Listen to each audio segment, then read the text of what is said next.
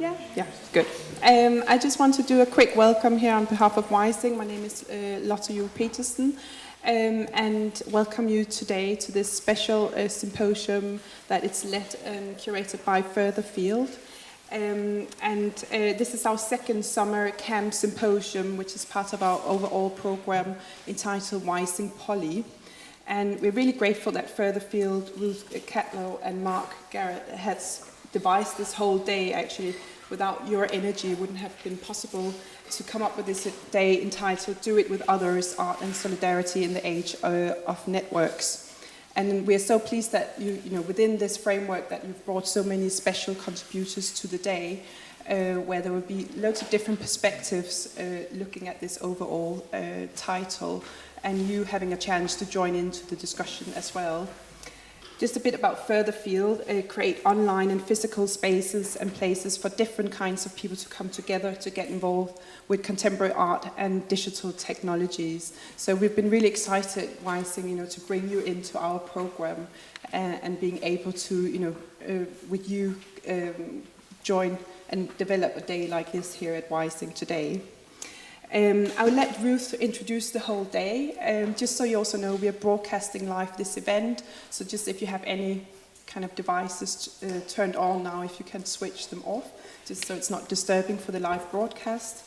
And we're also tweeting today, and you could also send emails to John Bloomfield, john.bloomfield@wysingartcenter.org if you want to kind of join in online. I'll hand over to you now, Ruth, to introduce the whole day. And so again, thanks a lot for all of you coming and to you making this day possible. Thank you. You might want to. Thanks. Hello, everyone. Is the mic working? Yeah. I'm Ruth Catlow from Furtherfield. Brilliant to be here. Really lovely to see so many people here. Today's event is called DIWO, Do It With Others, Art and Solidarity in the Age of Networks. If you want to tweet and join the online conversation, could you tweet at #DIWO, so that's DIWO. You're going to see a big slide with it on it in a minute.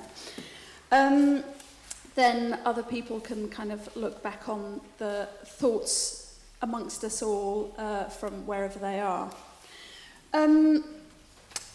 So I'm going to say very briefly about who we are, because there'll be many of you that don't know who we are, but Mark's going to talk a little bit more in depth about that in his talk. We've been going since the mid-90s, so this is really since the web started as a place that anyone could publish to, a place that people could share content but also create their own platforms for interacting, collaboration and sharing. There are other things about our context that Mark will tell you, I expect, but now we run a public gallery, non-for-profit. We're a non-for-profit, and we run a public gallery in the heart of Finsbury Park in North London. We also run a lab space in the corner of the park, so people can get their hands on the technology. They can open up their devices, learn why things are built the way they're built, and our intersection of interests and practices around arts, technology and social change. So we're interested in critical practices in art and technology and how technology changes the way we relate to each other and the way power is done.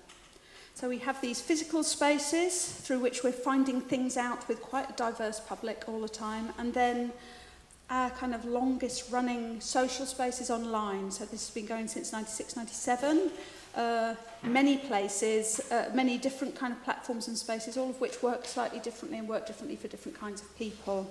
And this is intended as a place for debate, exchange, review, this kind of stuff.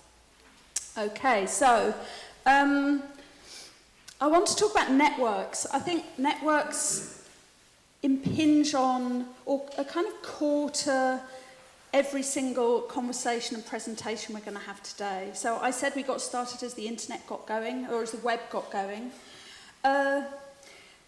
In 2006, we started a collaborative, we put out a call that was called Do It With Others. Don't just do it yourself, do it with others. And it was this idea that we wanted to move on from the kind of punk aesthetic where you take your tools, you take your guitar, you learn 2 chords, 3 chords is jazz, and you get on the stage, you make your own band, you make your own culture. But life on the web, 10 years in for us, had really led us to understand that networks really changed the nature of what it meant to be an artist, the way we related to each other, the way we used our tools, and the relationship between the idea of an individual artist and a kind of collective or collaborative process. So here in this network, we hope this graphic is a kind of concise way of representing a lot of things here. So one of the things that networks do is that it puts lots of things in relation to each other and it prompts a ecological way of thinking about things. So here we have tools such as camera, crafts, drawing, groups of people, couples, insects, animals.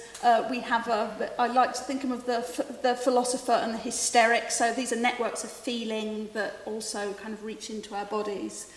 And emoticons, so it's a network of symbols, and these things are getting mashed up in a way that is, we're embarked on a kind of major public experiment.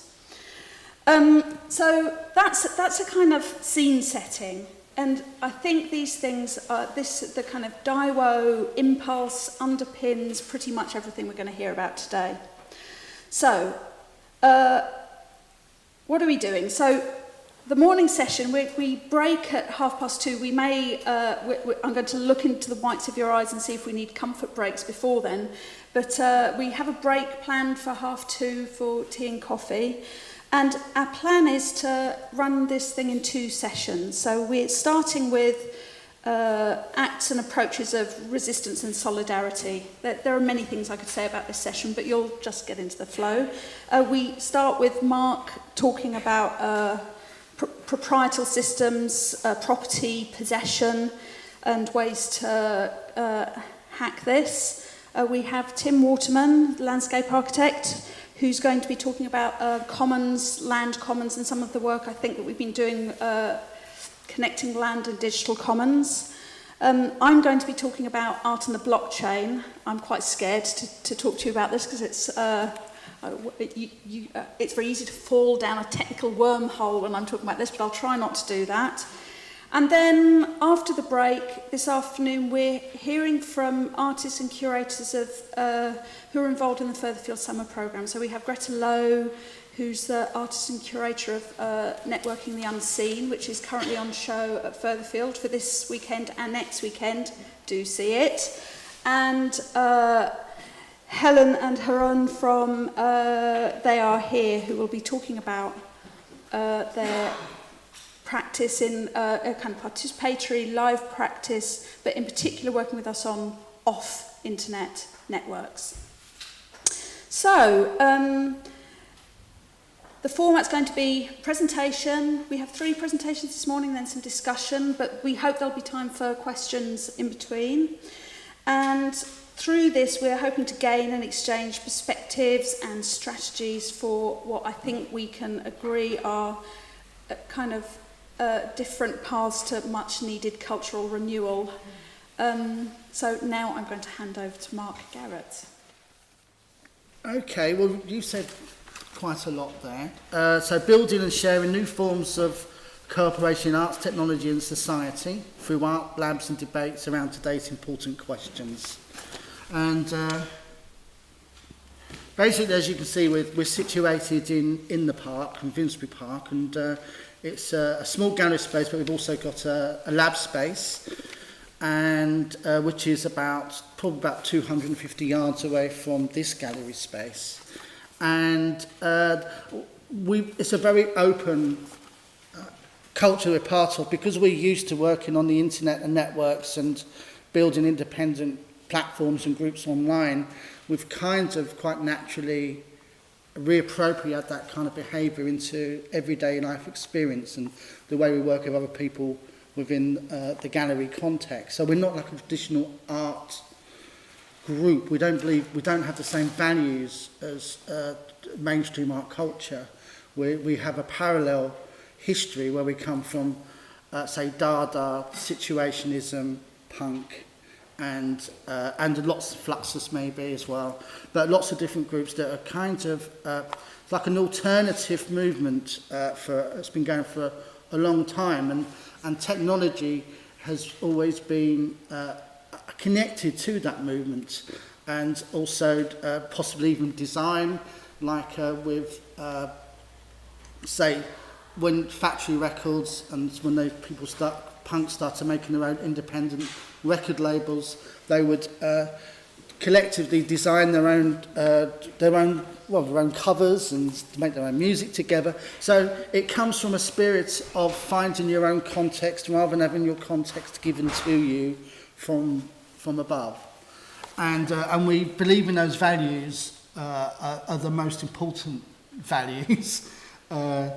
And also a lot of other people believe similar things. And so when other movements have come along that are much more maybe kind of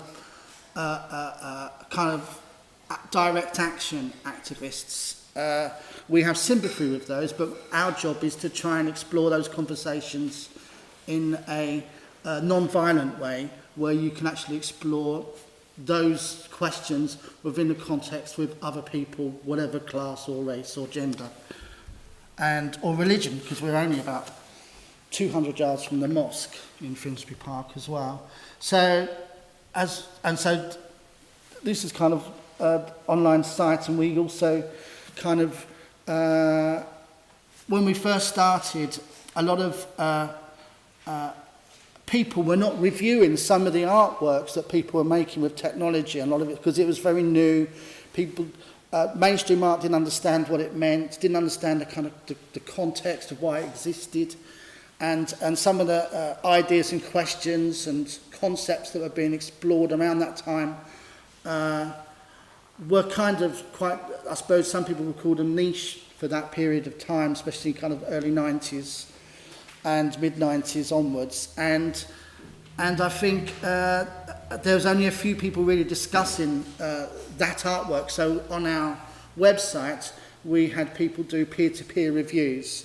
So it was very much a kind of like a peer network where people can review each other's work, because the academics at the time were much more interested in talking about traditional canons rather than what was happening in contemporary art culture. And we view Furtherfield as the most contemporary art culture, and very proud of it. And we stand by it, and we know it. And because all our places, all our events, and all our galleries, everything, and our online communities are packed with people that also tell us and also want change. So as we go along, that will become much more apparent that there's a culture that's been hidden by mainstream culture, that's bursting at the seams to be recognised and acknowledged, but it's hidden by mainstream culture.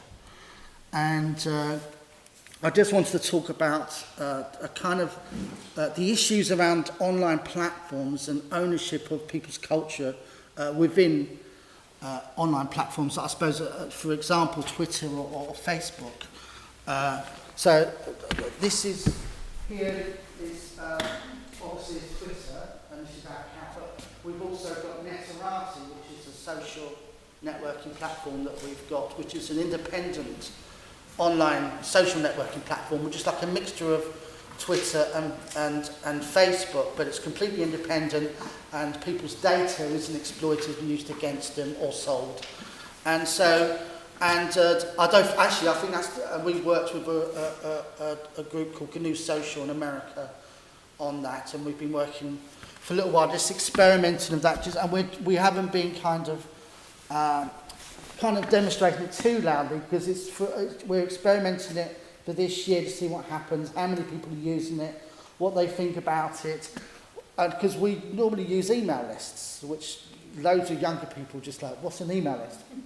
And yet the email list has got a whole new insurge of new younger kids that are really interested in communicating outside of traditional social network frameworks now. So you've got these new trends that are coming in that we're experiencing, because like over a year ago we thought, oh no, email lists are dead, no one's interested. And now we've got an email list of over 1,000 people on it.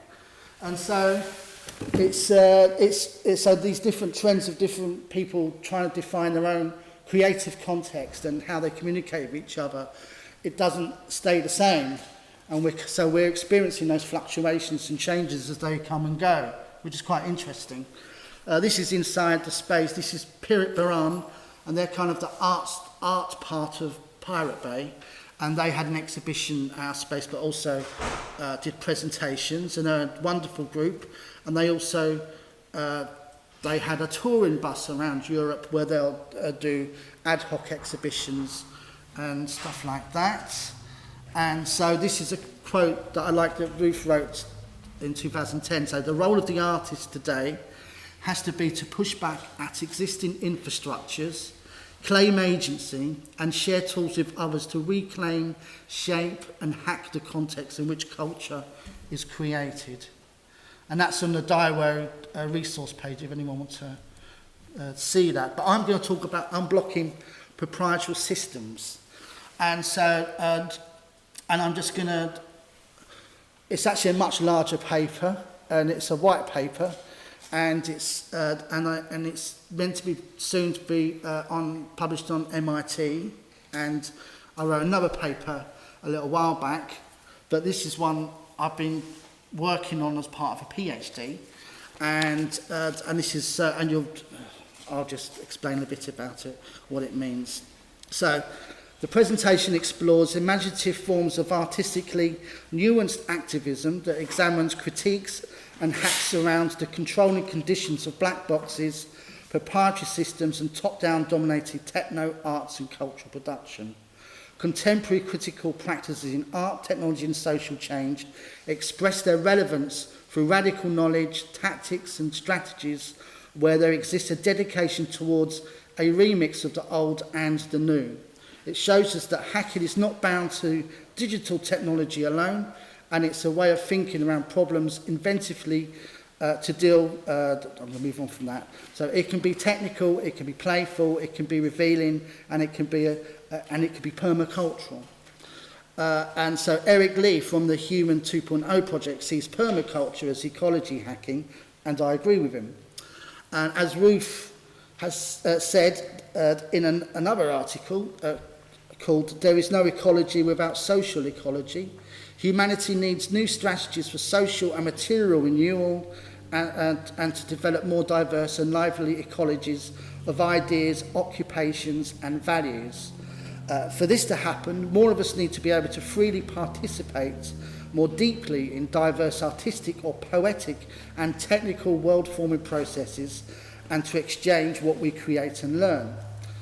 So this presentation is a focus on the appropriation and reappropriation of computer software and hardware as free and open source inventiveness, which includes works and initiatives using digital networks, free wireless, off-grid projects, the reclaiming of land and civil liberty, and critiquing the idea of borders. It is a rethinking of agency as directed praxis, conscious of the living, whether it is animal, mineral, vegetable or machine, whilst remodelling relationships between the individual and the institutional edifice in academia, the arts, technical fields of practice, and as part of everyday life. So, to start off with, stuff that I used to do in Bristol with a group called Advertising Arts in about 92, where we used to... traditionally, for arts, you've got a gallery, you have to go inside the gallery, or you have to apply to the gallery, and you have to be part of a circuit. And to be accepted within that network, you have to keep on going to the same parties, meeting the same people all the time, and that gets quite tedious, especially when you just want to do your work. And so basically, what we decided was, well, that's not interesting.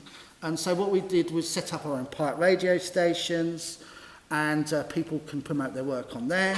And also, you can have an exhibition in a subway, so people would meet in subways and set up their own stuff, and they would swap information and files as well. And that's me taking a photograph of Simon there, McLennan, now in Brighton, who will be posting some of his work up. And that's one of Heath Bunting's work, when he was kind of like hijacking a advertising billboard online. No, actually that was digital. That's the radio station that I used to DJ on, but work with lots of other people, with Heath Bunting as well as one of them, but lots of us.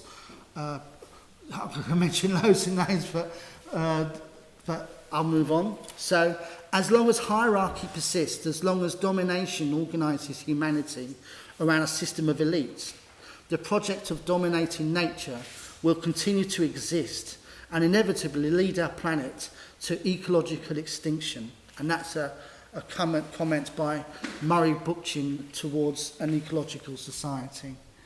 I just wanted to find some definitions of what, because it's quite a large, with property and proprietary, it's quite a large subject. It could go back hundreds of years. We can go into Scotland, we could go into up to early 1500s, 1600s, we could go back to 1790 when there was a riot where people had a Catholic riot, but also a riot because if you didn't own property, you weren't allowed to vote. And so there's a long history about proprietary control over people's identity, knowledge, and collaborative contexts. And so definitions of proprietary behaving as if one owned a particular thing or person, and that's in Oxford Dictionary, relating to or like an owner. He put a proprietary arm around her, which is quite interesting. Relating to an owner or ownership, the company has a proprietary right to be to the property. Behaving as if one owned something or someone. He looked about him with a proprietary air, and then of a product marketed under and protected by a registered trade name, proprietary brands of insecticide, as an example. And so I just wanted to just give you, I could go on and on about lots of proprietary examples. I'm just going to show maybe three. This arsehole, Martin's Square, he's the one that Turin Pharmaceuticals changed the price of Diaprim, which is used to treat AIDS patients, from $1,350 per tablet to $750. There's interest, I think it's either Mexico or Brazil that actually started creating their own AIDS tablets, but because it was patented by a pharmaceutical country at the time, they were taken to court.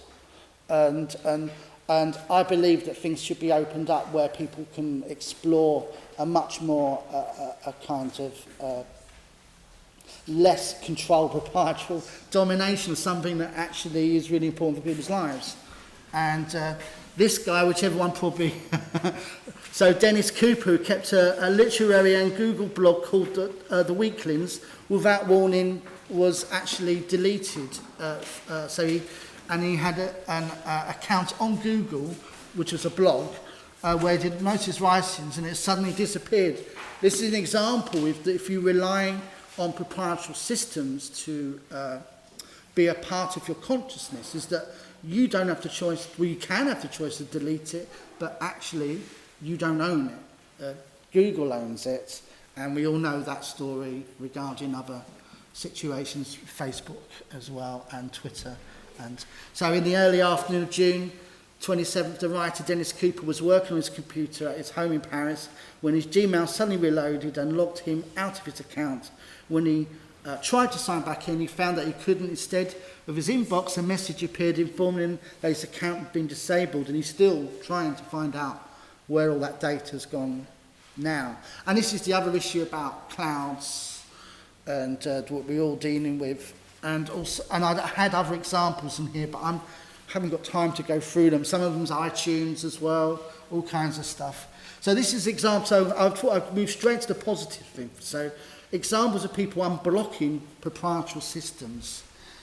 So this is Salvatore Iaconesi, and he had, I think I wrote about, I'll read a bit of this out. So in September 2012, Italian tactical media artist Salvatore Iaconesi got the diagnosis. He had a glioma approximately 7 times 3 centimetres on the surface of his right hemisphere.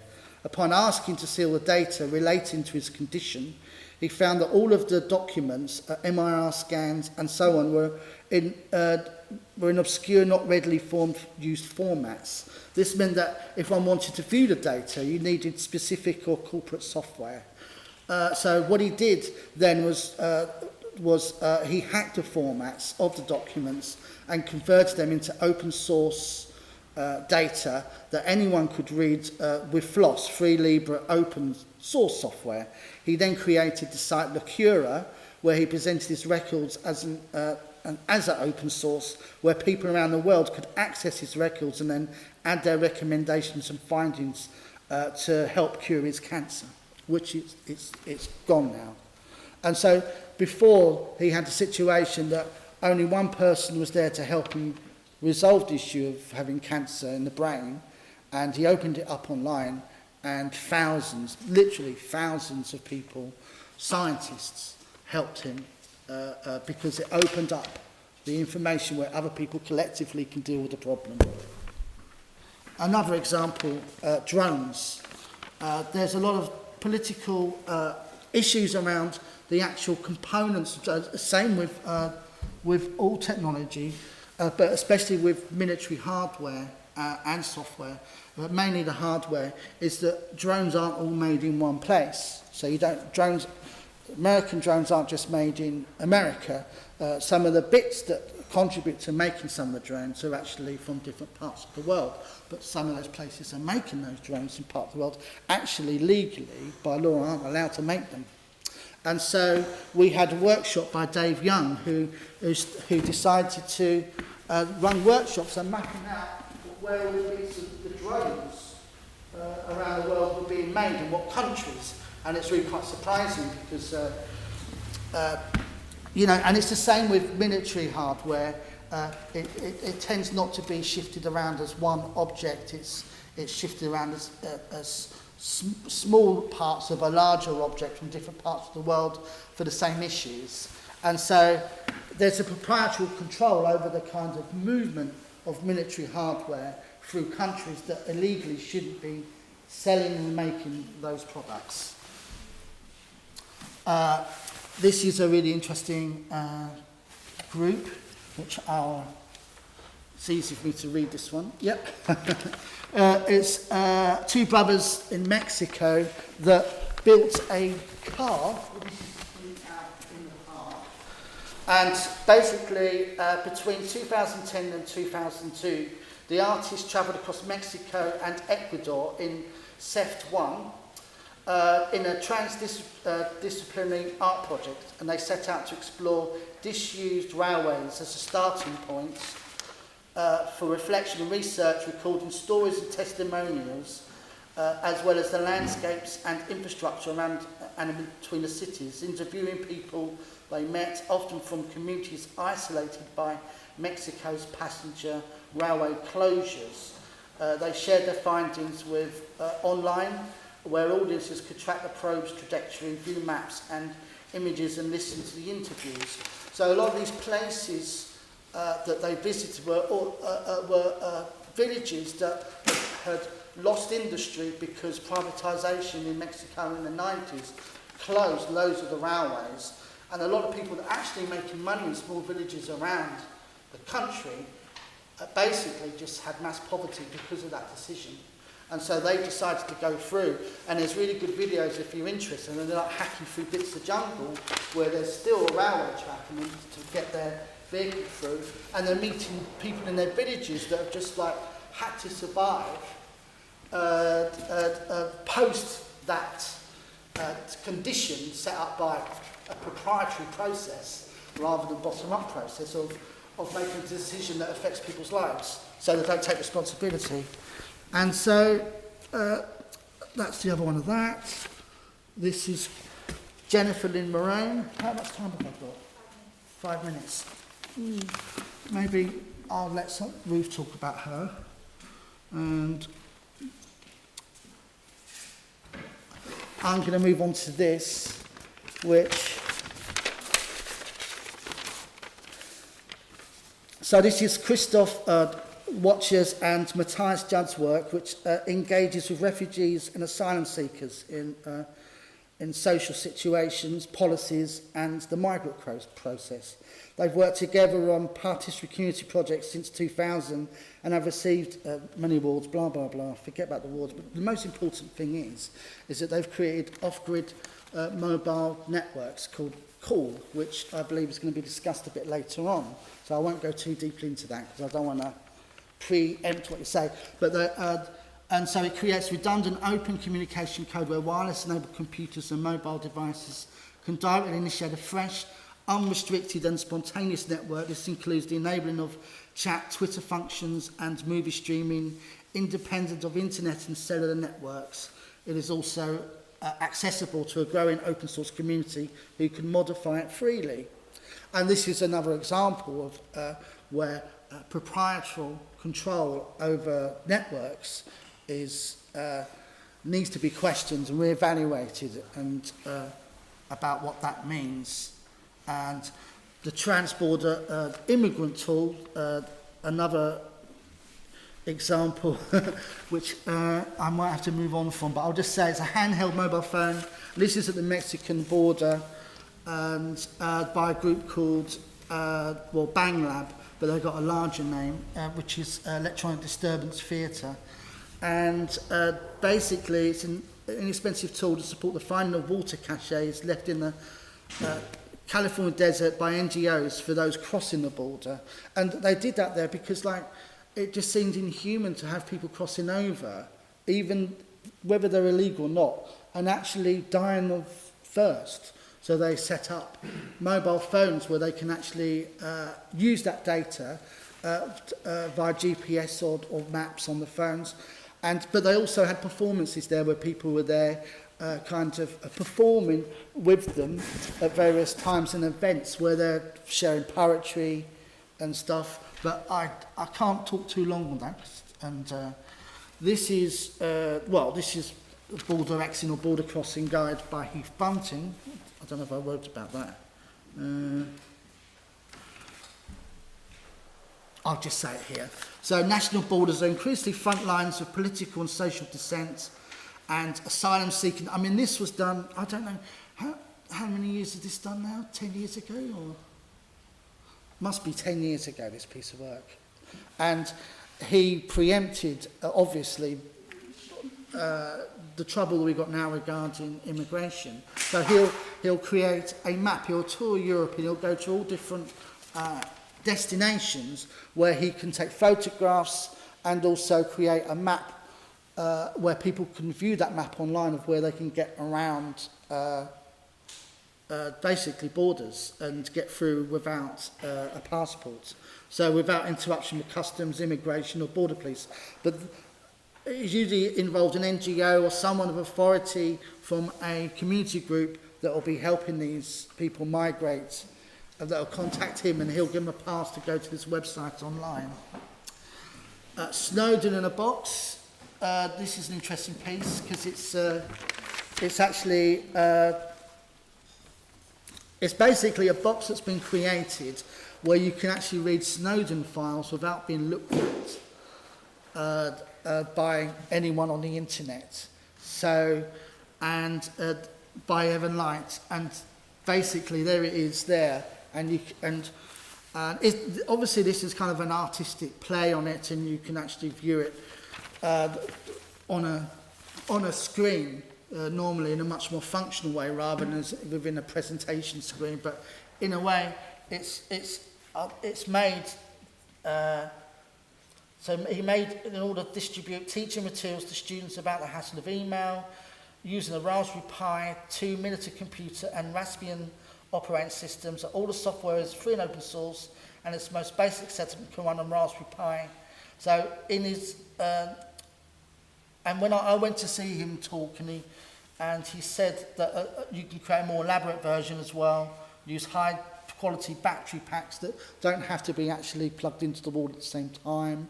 So you can actually make it mobile and have this, so you're not being watched while you're reading Snowden files, which is the most important thing about that. So, stuff that's going on in our park. And I think permacultural groups have worked with these people. So it's edible landscapes. And we've been working with people coming up to us who are immigrants and they want food that they can't pay for, so they go to the park and they find food. A volunteer cooked free meal from edible landscapes, packed kitchen near to the Manor House gate. You trade your data for a free delivery of your meal or organise your own pickup free of charge.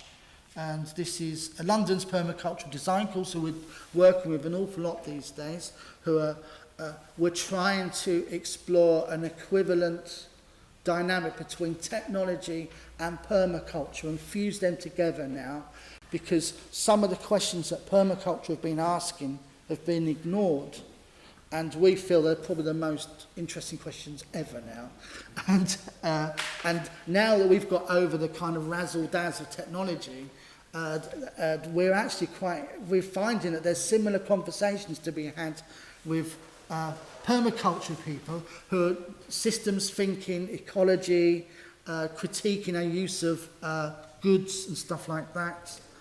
And that's them there, our space, and that's me saying goodbye. That was...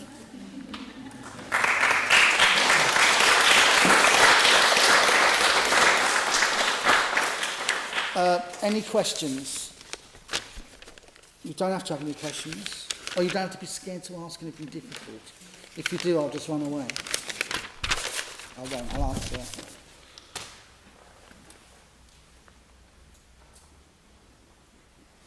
No, nothing in there? Broadly speaking, what's changed? Say again? Sorry, broadly speaking, what's changed since you started? I think what's changed for us personally as a group is that when we first started with technology, we were very excited by it and the opportunities. And then kind of like, I suppose when the Twin Towers come along, 2000, and also around the crash around 2000, and around loss of investment in technology, we started reevaluating our relationship with technology, and that was even before social networks had come along. So what's changed is that we were very much for kind of like collective stuff, and then you've got Facebook doing collective stuff. So they and what we found is that neoliberal culture kind of copied our own dreams and kind of made them into corporate experiences. So we had to find new ways and to re-critique our own reasons for existence and think beyond the technology. I'm going to thank you, Mark. That's all right. That's great. And now I'd like to welcome Tim up next. Tim, landscape architect, who I will allow to introduce himself. Okay. Right. I'm a landscape architect, and I've been working with Furtherfield on a project called Reading the Commons. And what we have done in that project is really try to just come to terms with all the different registers on which we talk about the commons. It's interesting that we discovered in the process of reading and sharing just how many different ideas people have of that very simple thing.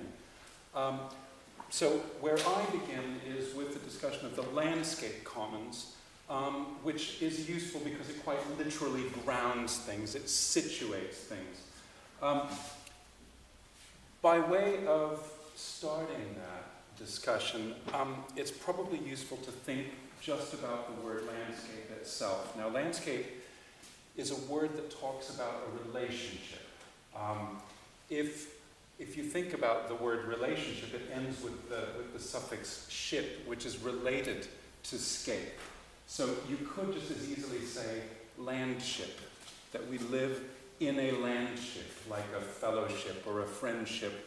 That landscape talks about a relationship that we have with places and with each other, which are shared in common and are emotional, affective, sensual, subjective things.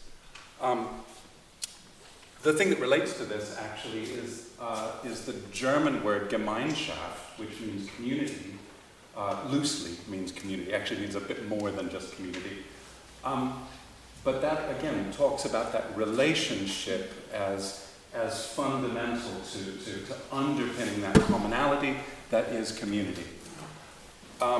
there's actually an Old English word, gemeenskap, which means the same thing as Gemeinschaft. So that's even perhaps a word that we could reclaim, the Gemeenskap, as a way of talking about community, but something more that might actually be about the commons. So, from ships, those fellowships, those land ships, are the subject of theft. And you'll see that there's a kind of theme emerging here. Two, I think, very important books. David Bollier's book, Silent Theft, which talks about the private plunder of our common wealth. And the second, Peter Linebaugh's wonderful collection of essays. If you haven't read Linebaugh, he's remarkable. His books include The London Hanged, which is about the commons amongst criminals in a large extent. And he talks about the commons, the enclosures, and resistance. Now, enclosures is a really, really key term for us to think about the commons and how they're acted upon by capitalist forces or by neoliberal forces now. And it is useful, I think, to think of these things as thievery. A couple of other things I might kind of scaffold off of these two book covers is the idea of commonwealth. It's a word that we say a lot, but is somehow drained of meaning. It means what? Something that used to be the empire. It's far more than that. And the key is actually in the word wealth. That wealth and wellness, to be well is to be wealthy, which means that there's actually something in that word that implies that this is something that we have together and that might actually be a right.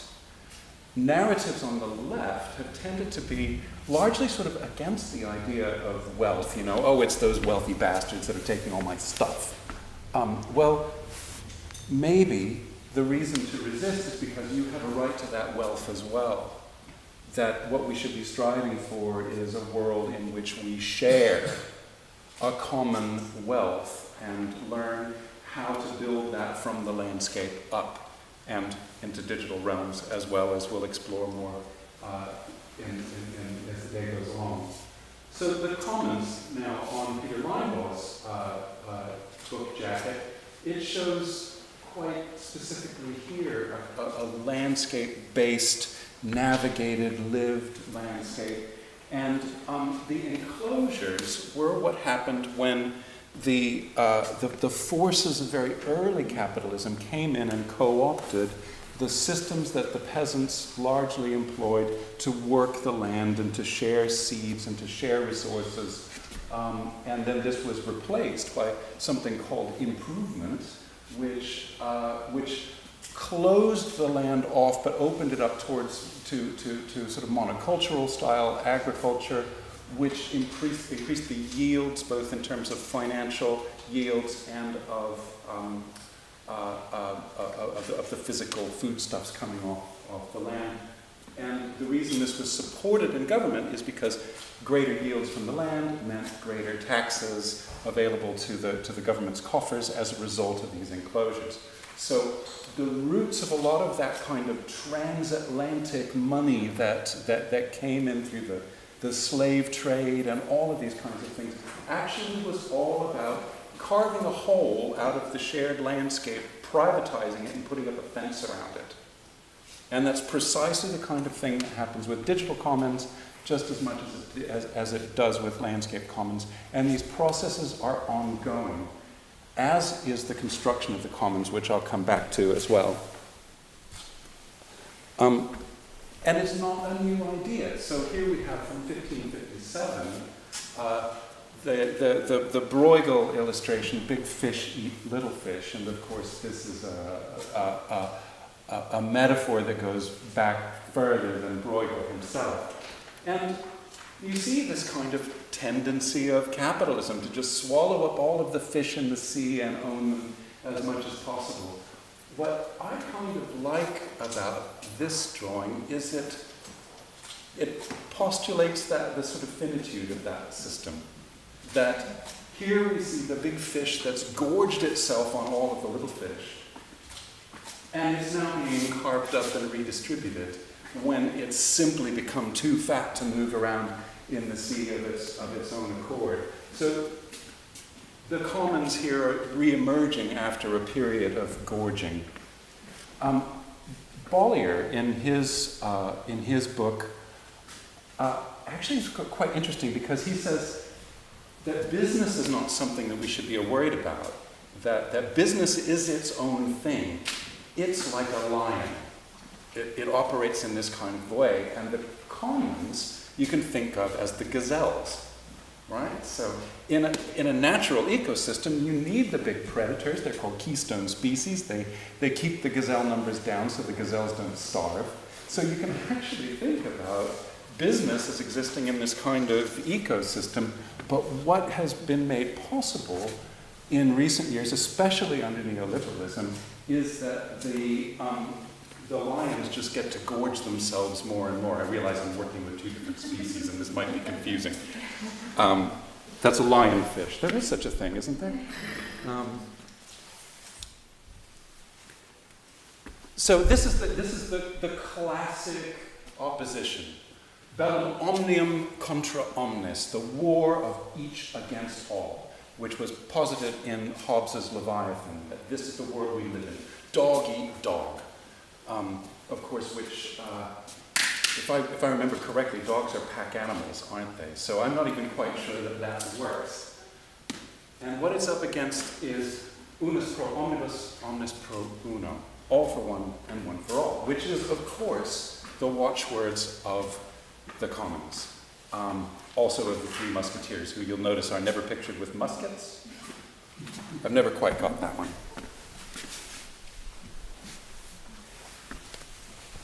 So there's a process that's called imparkment.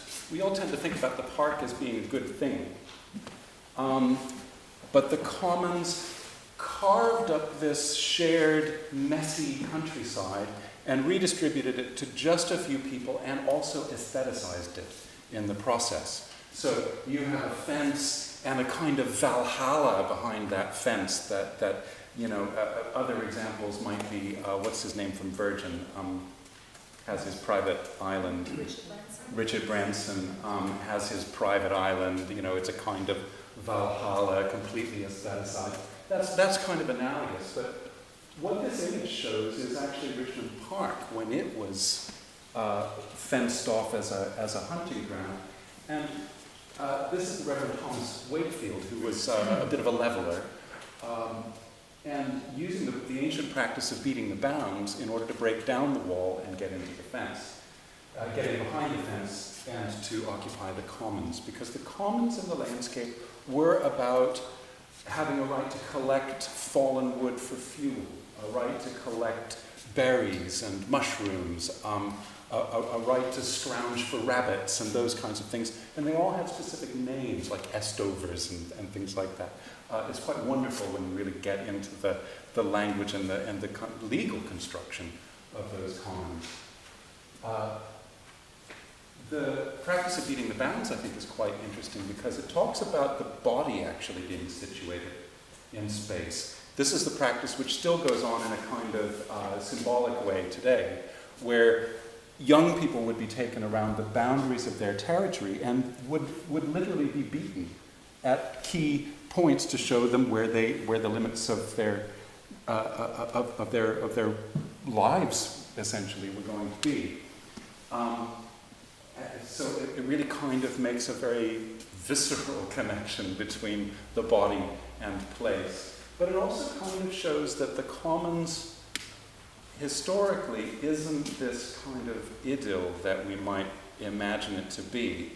It's working within and around various systems of hierarchy, around the feudal system, around monastic life, and all of this is really complex. There's a message to that I'll get to. I think the next slide will help me get there. I rather like this drawing. This is from the Queenum Sanitatis, which was a medieval herbarium, except for it was far more than that. This was a kind of early lifestyle book. It taught you how to live and how to use the elements of the world around you. So here we have a man with a chestnut tree cooking chestnuts and feeding what is presumably his offspring. The chestnut was very important in the south of France and the north of Italy in particular. In the south of France, in the Cevennes area, it was brought in by the Romans. And then after that, it became a very key feature of monastic life, feudal society, and the life of the commons in the Cevennes region at that point in time. The chestnuts were a staple diet. They were ground into flour, boiled up into porridge, eaten at almost every meal. It's not romantic at all. This is a very hard scrabble existence. But the commons operated around those orchards of trees or nutteries, and yet they would have been supplied to the peasants by the monks themselves, and then a future tithe would have been expected from that land.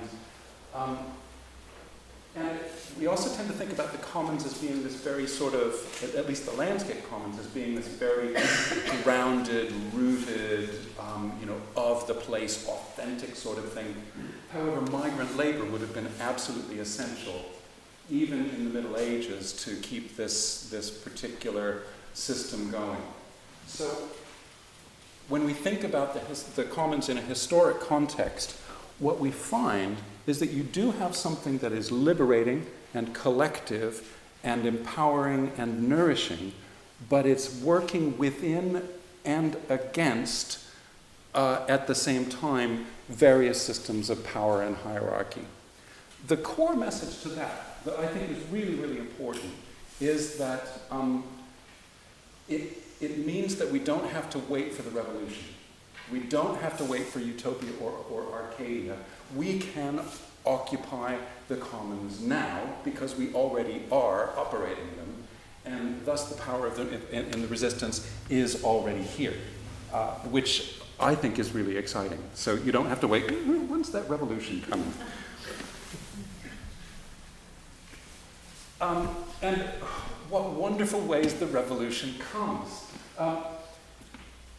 I'll talk first about Leviathan. Okay, this is the war of all against all, and the body politic here is featured as the body of the monarch, as the body of the ruler. So this is, everybody's out there pulling for the king, and the landscape and all is subservient to the authority of the monarch.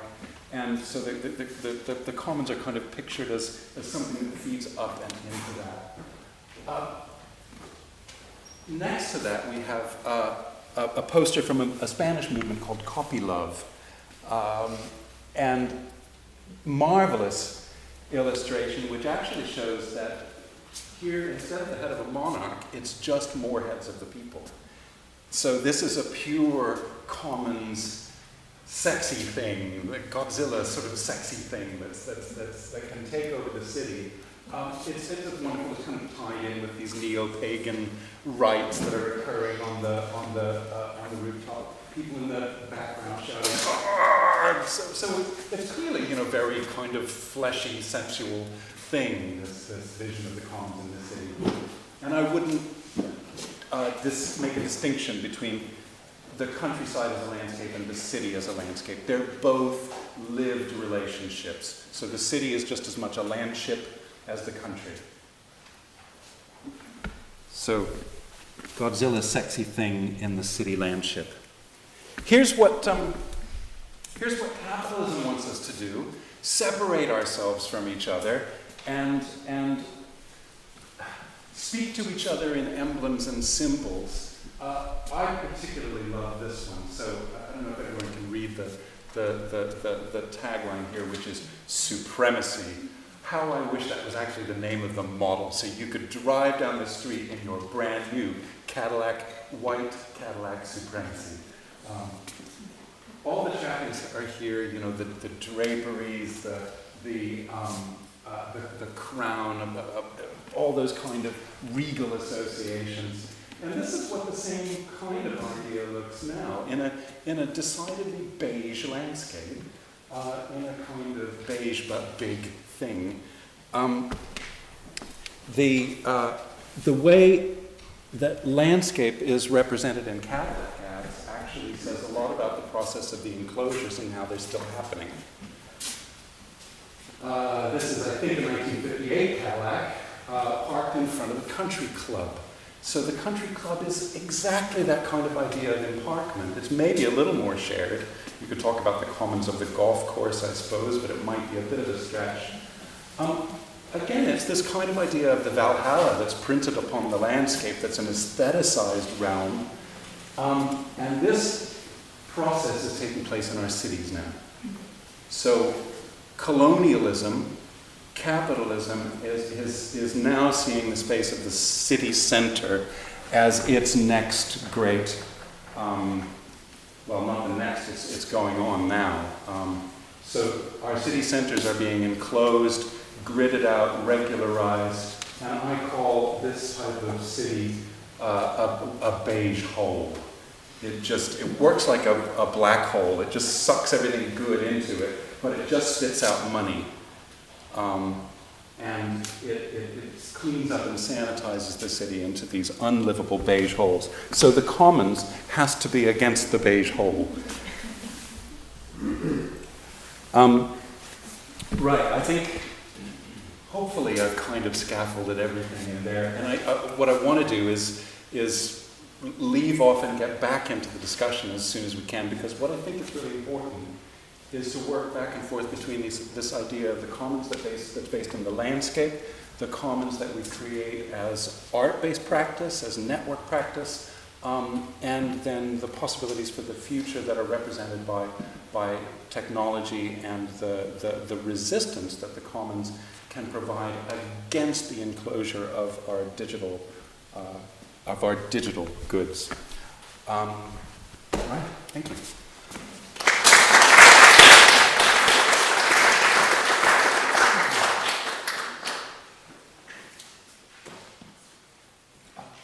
Should I take questions now, or?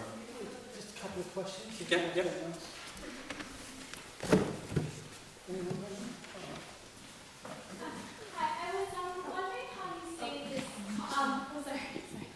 I was wondering how you see this idea of the commons interacting in countries that have been invaded and colonised, and where I guess I would argue that Indigenous people maybe have stronger rights to access and control common areas, and do in a limited sense under sort of common law principles of native title in different countries.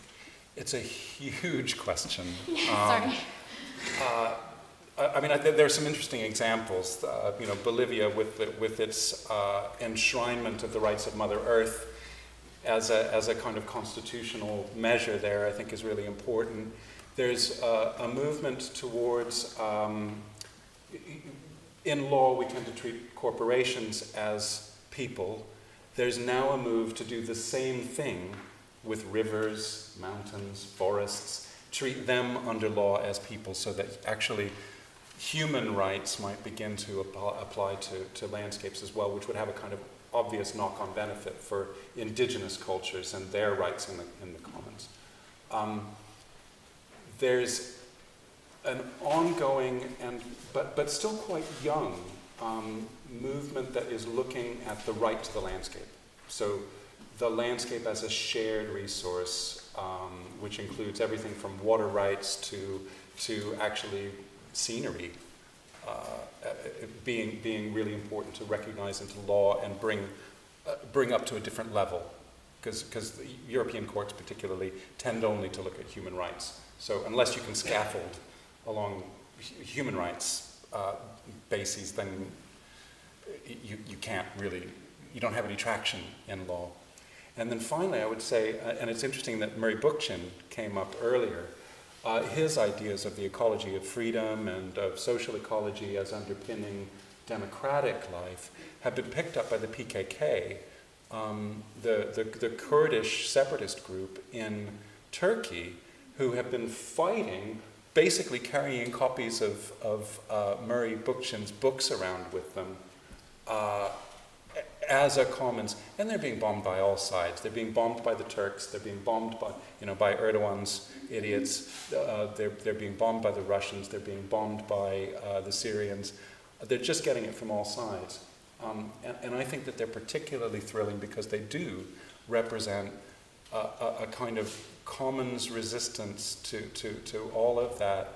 And one point of their story that I particularly like is that there are women bearing arms as social ecologists against the Daesh, who believe that if you're killed by a woman, you're not going to go to heaven.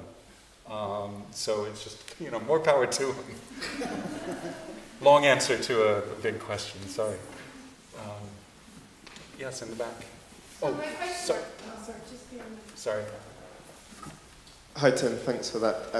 Yeah, my question picks up on the previous one actually.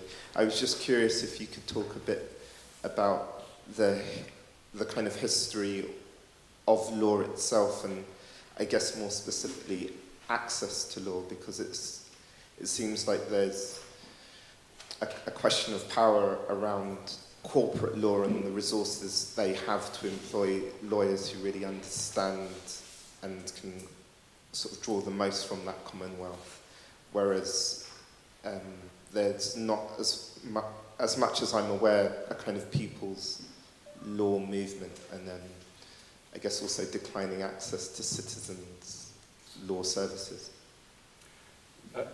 Again, an enormous and interesting question. Law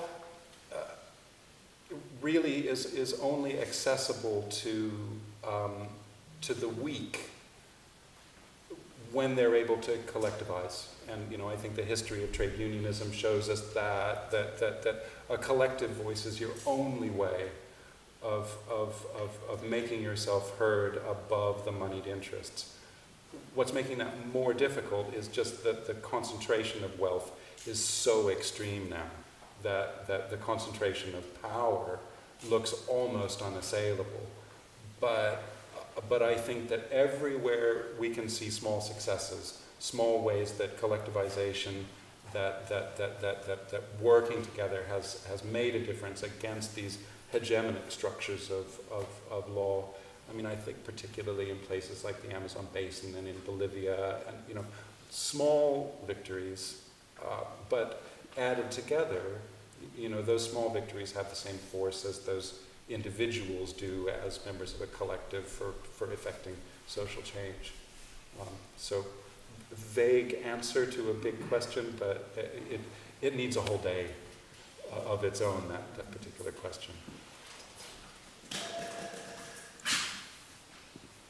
Okay, so the question is kind of about commons repair and social practices for commons repair, or what kinds of human activities we might invent to jump through the hoops of learning how to recommon or be good commoners or dance like a good common keeper, and recognizing that the big kind of normal meme of commons is that it's degraded and overcrowded, and of course the planet as a commons is degraded and overcrowded, so that's a problem.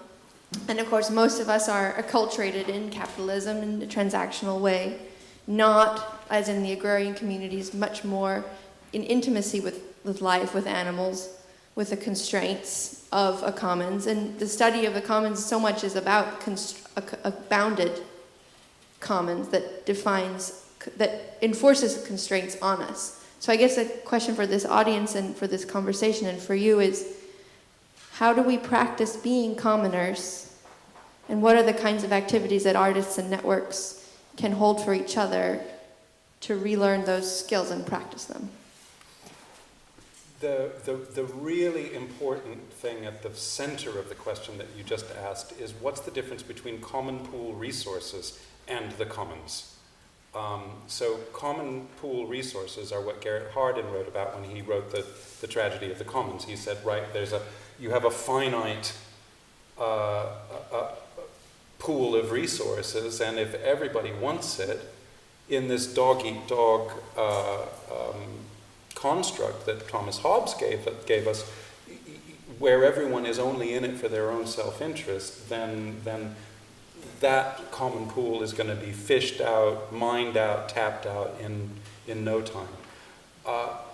The counter-argument, which is put together by people like Elinor Ostrom, by David Bollier, is stating that the commons is more than that. It's the commons is found in our relationships, in our families, in our sex lives. There are kinds of commons that emerge. So there's so much more.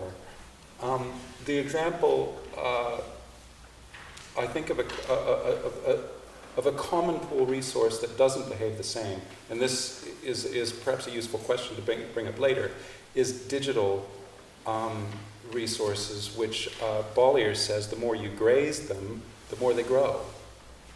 So this is actually not just a renewable commons resource, but one that actually grows the more it is participated in. So it doesn't behave the way that the landscape commons does. Commons repair is a curious question because it's almost saying that the commons is a kind of fixed thing that needs to be acted upon, but I think that they're always shifting. And particularly with climate change and the way that landscapes are changing, coastlines are changing, the way that we use common pool resources is going to have to be very flexible and fluid as well. So in some ways, some commons just run out. You know, that they can't be repaired, they're done. That particular way of working together, that particular pool, you know, the cod move on to a different part of the Atlantic and you can't fish there anymore. So it's about building commons, recognizing commons, but also knowing when to let go. When it's futile, you know, or you know, if something's been so radically enclosed that you just can't access it anymore, it's time to build another commons and go around the back. Use the back door, I guess. Does that kind of relate? I'd like two specific landscapes to talk about in a more private forum. Okay. I'm sorry, I didn't quite... Like landscape infrastructures that are, like especially hydrologies, shared hydrological and irrigation networks. Well, water is a really key common pool resource. And water is being privatized, which is, I think, a very good example of where, you know, water resources may shift and change, but they're fundamental for everybody. And that's someplace where there really is an absolute line that has to be drawn. And the reason that we get so angry when things like water resources are privatized is because it's so clear that that's an inviolable boundary that can't be crossed. That water rights are inalienable. And what capital does is alienate. And to alienate that commons is fundamentally wrong in that ethical construct as it relates to human survival and the perpetuation of human habitats for the long term. Thank you, Tim.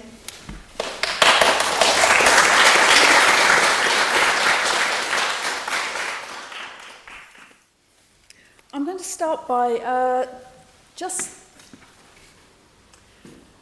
one of the things we're doing today is allowing a lot of different talks to kind of layer over each other. So we'll reiterate in slightly different ways the same. We'll keep coming back to the same themes, but I think I have a slightly different answer to your question, because I think from our perspective, and it comes back to a kind of DIWO ethos, it's maybe not different, but just another layer, is that I think core to our understanding of the value of the commons is as an ongoing process of negotiation by diverse interests about the production, renewal and sustainability of resources. So it's this process of expecting those who have an interest in a resource to be part of both the production and the decision about how it's managed. And our encounter with networks and the web as it started was the thing that gave us the sense that we now had an opportunity to see ourselves together in a new way, and that we had tools to see ourselves together over distance and across difference. And that's a very nice segue for me into what I'm now going to talk about. So what I'm going to talk about is the impact, the possible impact of new developments in network technology, especially the blockchain. Could you put your hands up if you have heard of the blockchain? Okay, so that's about half of the people in the room. Could you put your hand up if you've heard of Bitcoin? Okay, good. That gives me a good starting point. Now,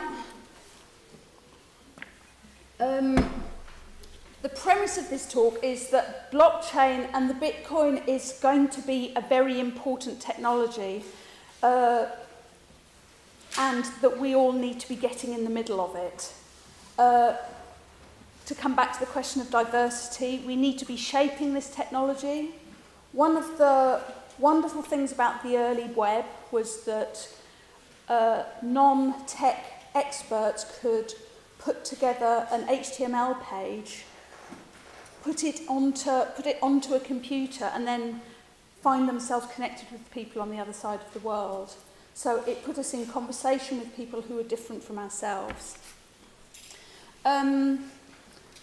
That was the web, maybe starting 20, 25 years ago. And so what I'm going to talk about is just how some of the material makeup of the blockchain, how this is being taken up by culture, some of the similarities it has with the early web, why artists are getting in the middle of it, and why we think it's important that artists get in the middle of it. I'm just starting with this, just so we're doing a bit of a history thing. This is called a simple net art diagram. It was made in 1997 by NTAA, a New York artist duo. And this is a kind of joke about, it was making a connection between the kind of spirit of early net art, so artists who were making work for the web and for networks, in that it was kind of making a connection with Fluxus practice, with this idea that the art happens between us. The value of art isn't vested in an object or a place. It's vested in somewhere between the transmission and reception of what happens between an artist and audience, or between the audiences in a kind of participatory process. And their joke is to kind of put computers in the place of people. You'll see me very elegantly bookend this talk with the new one at the end, so you can all look forward to that. Back in August last year, or September, we launched a new program called Art, Data, Money. And we put out a kind of bold call. So we said, join us to build commons for the arts in the networked age. In particular, we were inviting people to help us think through how emerging developments in big data and the blockchain, so the blockchain is the technology that underpins Bitcoin, and I'm going to describe a little bit more about that in a minute, but how these things might help us to possibly develop new economies, but also how they might help us to build solidarity and to engage in this process of negotiating a kind of common culture for the good of us all. One of the things that we find necessary to do at Furtherfield, because we are working with arts, technology and social change, which the technology field moves ever faster, And so in order to keep up with where things are at, sometimes we put out a very bold statement and then wait for a lot of very smart people to tell us why we're wrong. But then we're in a conversation with them. And then we're having an interesting conversation about what things don't work and how we might put it better next time, and about whether they might be interested in coming and helping us do this. And this is what this programme, this is what this kind of call was intended to do. And the programme's kicked off and we're running labs, and we have a whole series of things, and we're working with lots of people, so activists, finance specialists, people in law, to help us to understand and make this field more legible and feelable to more diverse people, and this feels very important. In September, we opened a show called The Human Face of Crypto Economies, never afraid of a difficult title, and we're really, so here we are in the middle of a North London park, very diverse community, and people are interested. They like to be addressed on contemporary questions as long as they are welcomed and we're prepared to have a conversation with them. And this is work by Emily Brew and Maxine Marion that we've excerpted here, which is called Golden Glitter. So the show is a mixture of kind of works that took a kind of rhetorical or poetical engagement with ideas and the function of money in our society, but also started to look at the relationship between art, digital culture and value. So I'm going to talk very briefly about this work by Rob Myers. So Rob Myers is an artist and a developer. He's currently working for the Creative Commons Foundation. And this work was called Shareable Renegades, and what he did was that he took 3 iconic artworks, so Coons' Balloon Dog, the urinal, and Magritte's Not a Pipe, and made 3D models of them and published the models online, so you could take the 3D models, you could change them, so right slap bang in the middle of the kind of free and open source software culture, this idea that you can take the code, you can remake it, you can shape it, and as long as you share the code, you can do what you like with it. So he put these models online and then invited people to download them, they could buy their own artwork. And what we did as part of this show was that we said, yes, you can go and buy your own, you can order your own 3D printed version of this artwork for £23, or you can buy it from us for £300, in which case you will get it with a certificate of inauthenticity signed by the artist. And this is a kind of play on the value that the art world brings to objects. It's got lots of jokes in it, which we like.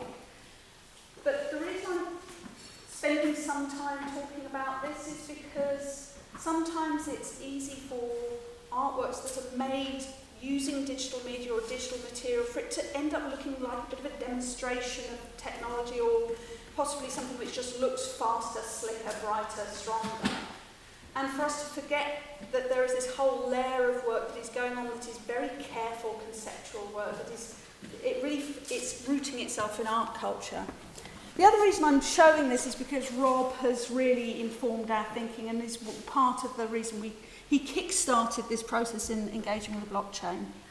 And this work is called Facecoin. I'm not going to tell you about it because I have to explain to you first about Bitcoin. And but I'm going to tell you about this, and just you need to go and have a look at it, because once you have a better sense of why Bitcoin is interesting, this will really make a lot of sense to you. But we showed this in our exhibition, and it gave us a way to have a conversation with people, to keep them with us for 5 minutes, because it's interesting to look at, which was how long it took us to kind of explain what there was that was of interest about blockchain and Bitcoin. Okay, so I don't know if you recognise this image. This is how we are made to feel as we encounter blockchain technology. You know, this is from 2001, as the apes encountered the monolith, and like, what is this? This is going to change our world. We don't know what it is. Let's shake a stone at it, shake a bone at it. And there's an enormous, as there was in the web, although I wasn't so attuned to it then, I'm really attuned to it now. There's an enormous amount of kind of hype and rhetoric surrounding the emergence of blockchain technology. And I did hear someone. Okay, so currently in the blockchain community, you can see an awful lot of rhetoric surrounding how blockchain is going to present us with a new paradigm of democracy. We're all going to be liberated from government and world banks by it. And when you go and meet, when I've been to meetups with people who are involved in this technology, I actually heard someone give us their kind of statement before they left the stage. Their statement was, "We can make finance great again." Woo! And everyone was like, I was thinking, how does this match up? Okay, so now I'm going to tell you a few factual things, I hope. Greta, you'll give me a loud 5-minute warning, won't you? Okay, so this is a little history, because I think it's helpful to think in this way about it. It's a bit like me trying to describe what email was in 1980. Okay, what impact email might have in 1980. So, computers store information in a database, and a set of softwares manipulate and move this information around. That's what computers are. The internet gave us a network of computers. Okay, so they're now sharing information and their softwares are interacting with each other and it's all getting a bit more complicated. 1991, the web gave us a way to access data on the network of computers around the world, so we could now reach into computers around the world. Then in the early noughties we had peer-to-peer technology, so like torrents, where we could start to do file sharing on a global scale. 1999, we have mobile technologies, which means that we're starting to carry these things around, and that they're kind of living among us. It's that they're much more involved in, they're in the nooks and crannies of our lives more. 2008, with the collapse of the banks, Bitcoin makes its appearance. So this is a digital currency, and it provides a secure, anonymous and transparent way to record out all transactions to a decentralized global database. You'll have heard of Silk Road. Some of you will have heard of Silk Road, so this was kind of dark website. And so some of the hype surrounding Bitcoin was that it allowed people to trade illegal things and order assassinations. I don't think it's ever been proven that happened, but there were stories and myths going around. And then in 2003, people started to realise more about blockchain, that blockchain was the software that underpinned Bitcoin, and to think about what we might do with this. One of the problems, I don't know, if I might be making assumptions, one of the problems I certainly have in thinking about blockchain and Bitcoin is that I read things like, it's a way to record all transactions to a decentralized database, and I'm asleep by the time I get to the end of the sentence. It's really hard to make it interesting. But, and this is why we think it's important that artists get in the middle of this, because we need to have a way to kind of actually think through some of what this means. Okay, I'm not going to show that slide just yet. So I'm going to say this just in a different way. So what Bitcoin and blockchain do is, at the moment, most global currency, anyone can stand up, shout and disagree with me if I'm being slightly inaccurate at any point. Okay, so I'm doing my best to be accurate, but it's hard. Okay, so the world banks hold databases of all the transactions that are made, financial transactions that are made globally. They gather at a ground level and they move up this hierarchy to the world banks, and at the end of each, maybe 4 or 5 times a day, all the world banks compare their databases and say, yes, we agree, this is where the money is sitting. So there's this kind of hierarchical process of the world banks hold these transactions on databases, otherwise called ledgers.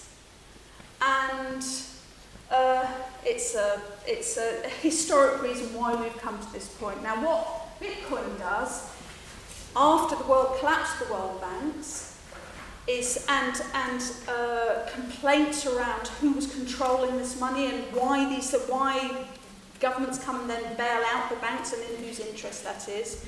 What they do, what Bitcoin does is say, okay, we're going to have our own database and we're going to share the database and we're going to share the responsibility for verifying and for maintaining that database. And in order to do the work of maintaining the database, we're going to mine coins, and whoever does the work of maintaining the database gets some of those coins. Okay, that's fundamentally what the blockchain does. It has a database, it's a software that allows this database to sit on many different computers, and what blockchain does is allow us to say, yes, what's true here is also true there. The way it does that is that it spits out, so the software, blockchain software, spits out a really difficult problem. At the moment it's about once every 10 to 12 minutes. A really difficult problem, and mining is just solving a difficult problem. And whoever solves the difficult problem wins the Bitcoin. And so it's a kind of, you get paid for doing the work of maintaining the ledger. So it's a kind of commons. You can see why people can think about this as a very kind of exciting development in a bank for the people, by the people. If you're anything like me, your mind will start to slip around a little bit around this stuff because it's quite confusing. I'm just going to show you a picture. So this is what I've just been talking about. So the database is constantly gathering information about the latest transactions. The software spits out a problem. Hundreds of thousands of transactions happen. The problem is solved, and all of those transactions find themselves in a block. That is a block. A block is what happens between one problem being solved and another problem being solved in the database. This is a blockchain mining rig. These are really hot. This actually belongs to Ben Vickers, who we've been working with. He's a digital curator of digital at Serpentine. And we have a shared interest in artistic self-organisation. So we've kind of come together and we're gathering other people to us to kind of think about this thing. This is his mining rig. So you can kind of do it yourself. He's a little bit more techie than I, but I'm fairly sure that I could probably get this thing working. But it uses a lot of electricity, and this one's actually mining Ethereum, which is second round blockchain, which I'm going to come to next. How long do I have? Okay. You can't see that, but the main message is, this is the blockchain system in 2016. About 90% of the logos on here are to do with finance and banking. So currently, the ecosystem is heavily occupied by the finance industry. I think a lot of the people who we've been talking to think that this is a problem. So while it was set up, while it was inspired as a kind of move against the hegemony of global banking systems, actually this system that has been produced actually serves the interbank processes extremely well. And they're currently sucking up all the developers, and this is why at that meeting of developers, someone could say, we can make finance great, and everyone knew what they meant by that. Okay, so I was talking about Ethereum, the second layer. So this is a lot of concepts, but you won't ever have to hear this again, and next time you read people talking about this, it'll make just a little bit more sense. So Bitcoin to blockchain 2, this is like the move from the web before social media to the web. So this is now blockchain with the seeds of Facebook, so this is actually the time when people beyond the real geeks move into the blockchain, and then it starts to be useful. And I just need to, I've put this concisely somewhere, and I think that would be helpful. So DAOWs. No one can quite decide what the D stands for at the moment, but this is a mixture of technical description and high decentralised, distributed, democratic, and then autonomous organisations. So these are the kind of next layer. These are opt-in smart contracts. So just imagine a contract or a constitution which has executable code that sits on the blockchain, through which decisions and actions are automated according to agreed terms. So what this is doing is, actually no, I'm going to give you an example because it's too many things to think about at once. So I'm going to give you some examples so you can get a sense of what this means.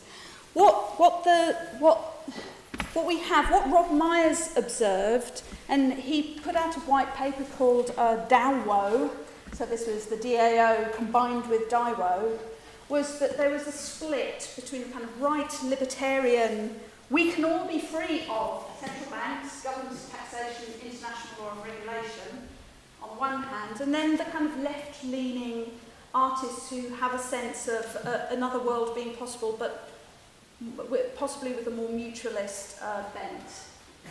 And the idea being, so if we all share the ledger, then we don't need central banks anymore, and we're all creating our own money. But the smart contracts means that we can start to contract globally without the need for law and without taxation getting in the way. Obviously, this just all happens in another layer.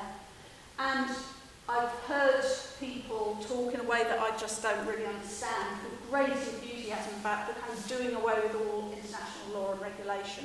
So a lot of the conversation in this community at the moment is around this tension of the need for governance, the need for policy, the need for a Hippocratic oath for developers working in this field, and then just a real kind of free-for-all, a sense of total free market, everything monetised. How could the world be better than a free market, fully monetised set of transactions?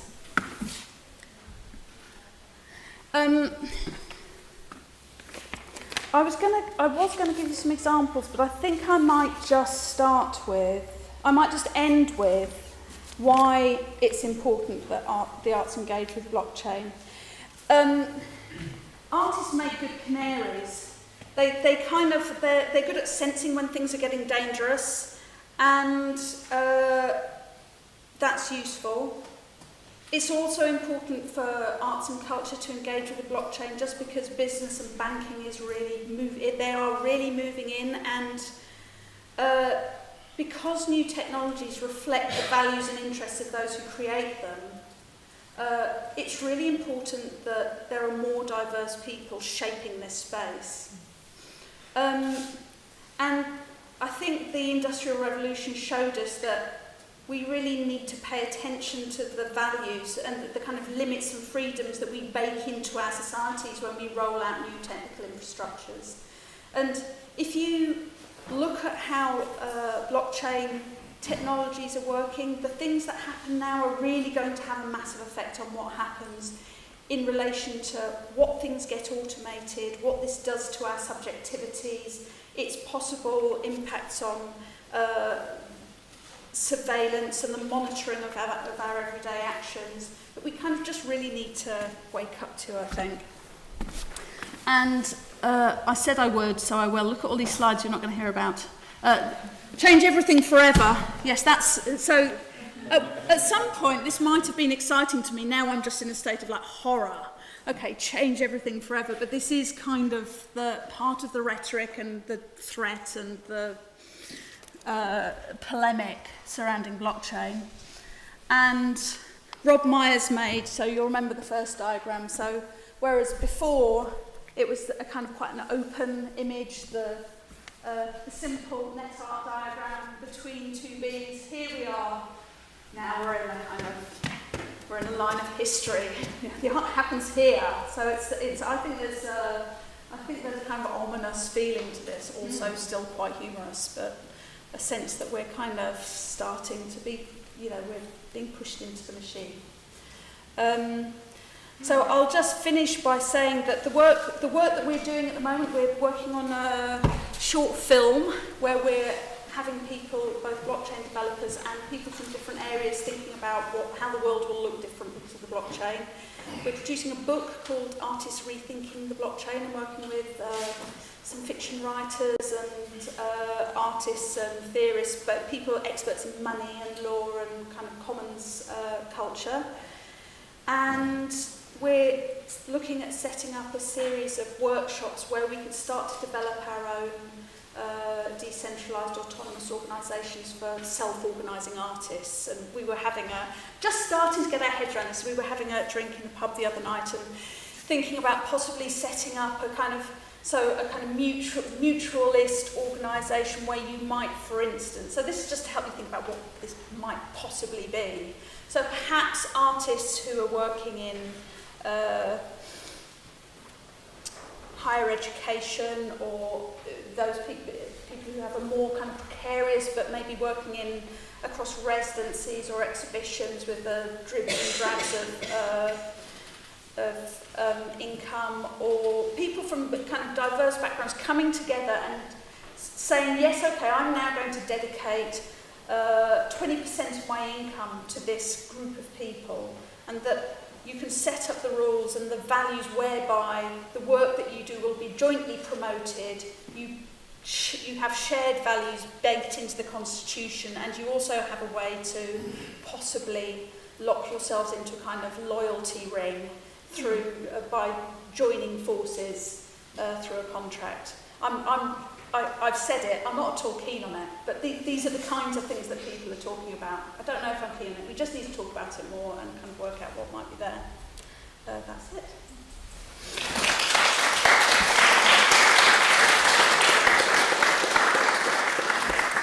So now I'm going to invite Greta, Mark and Tim to come back. So I might just ask one question of all three of you, and we can start with that, and then we'll go to some audience questions, and if there's any hesitation out there, beware that I will take your time to ask questions because I've written down a lot. So please jump in. I think the question for me, or one of the things for me that comes up a lot and that I was thinking about a lot through all three of these talks that wasn't perhaps specifically articulated, was this idea of the technological elite. And it came up with the proprietary systems, and it comes up with the sort of developers and the way that they are becoming such a kind of resource in demand. And also I think it was relevant to your talk as well. And what I might ask you, I'm not sure if I've really articulated this for myself, but is something about maybe what you see as the danger of that being, or just if you can talk about what that means. Because for me, it kind of, and I'm not an expert in history, but it kind of reminds me, I have this feeling that we're kind of entering a different kind of medieval relation to literacy in a certain way. So there's this technological literacy that is just sort of missing, and I think that a lot of the large corporations really have a huge amount of vested interest in making technology seem so simple and intuitive that there's no reason to understand what it actually does, and there's no reason to kind of look behind the curtain.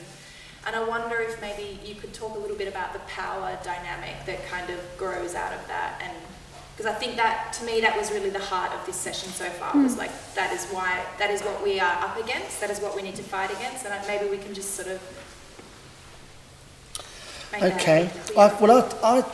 For me, it's not a difficult question, because I think it's and one of the reasons why I was really trying to emphasise about connections with permaculture is that I think ownership isn't a singular act. It can be an individual and collective act on different things.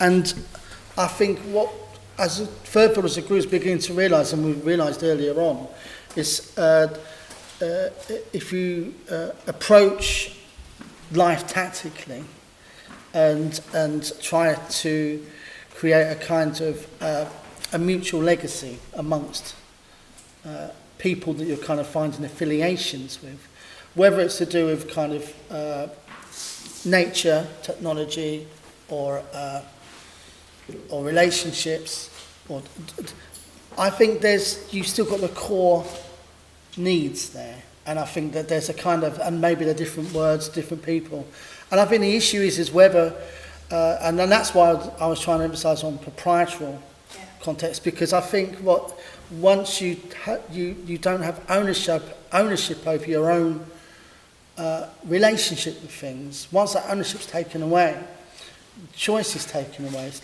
becomes much more limited, and it separates you with taking responsibilities, and I think if you kind of like say with blockchain technology, and even with nature, we're very far removed from nature as well. You go to a farm and they can tell you all about nature just as much as you can about blockchain, which I think is just as equally relevant. And I think it's much more people taking, I think what it's doing, the idea of decentralization and breaking down stuff is very much about where you can deconstruct that kind of construct that we've been led to believe that we're not allowed to be part of. And I think a lot of business hype around blockchain touches upon stuff where all they're doing really is just taking new ownership on top of other ownerships. And it has nothing to do with people. And I think that the thing that really needs to kind of be involved here is where people together take control, whatever age, wherever they're coming from, and start taking responsibility for the technology that's changed our lives. And I think that's kind of where we're coming from. And not allowing professionals to take us up the wrong paths all the time. And because you get so many people kind of not really making correct decisions on things that influence our lives, therefore you have Brexit. And, because it's all based on resentment and rather than a non-fact. And yeah, so... I think the key thing for me there as well, Mark, is that, I think you've already stepped far beyond the curtain, right? And so you are looking at these things and saying, we've been told that we aren't allowed to have ownership of this. Whereas I think that a lot of people who are still on the other side of the curtain are kind of looking at it and they feel that they're being told that they do own it.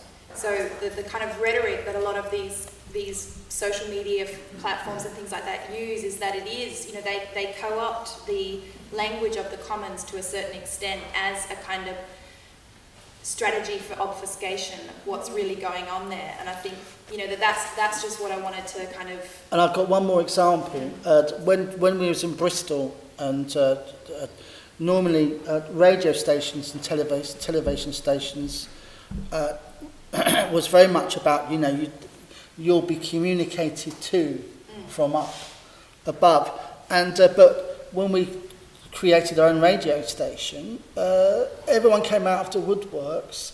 They didn't want like revolution, or they weren't violent people, but there's this weird thing that people fear, this kind of freedom where they can collaborate and make things on their own terms mutually.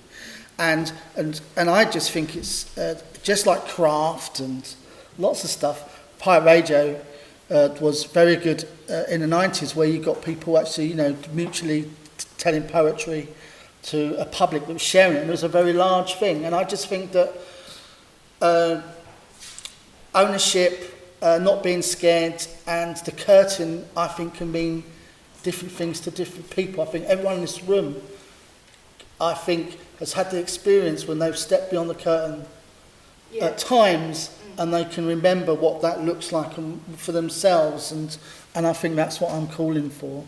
I suppose what I hear in connecting up the two things that you're saying is that your experience of pirate radio, the kind of the pleasure of making your own culture, is what is now being offered back to us through YouTube and Facebook, that this is what we're being told we're doing, except that there is this whole other layer which happens behind the curtain that we are told that we don't really need to worry about and we don't really need to think about, and yet it's having in the way these platforms are constructed in order to harvest us for the things that make those things profitable.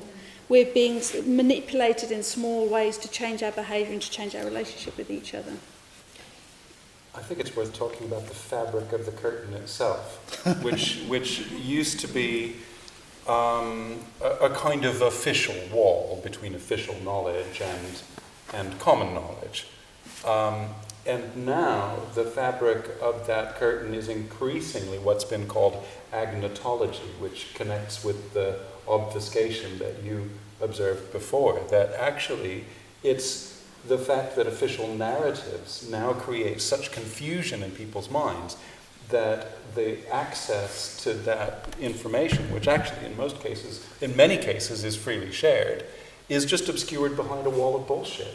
You know, so actually it's a curtain that's made of pure bullshit that separates us from the control of our environment. I think that the case of Salvatore Iaconesi is a very good one, because what you have there is a commons that's created of people who hold significant technological knowledge, who, you know, bodily systems and these kinds of things, that are able to use a distributed system to effect very particular targeted change, but also to effect larger change in and around that.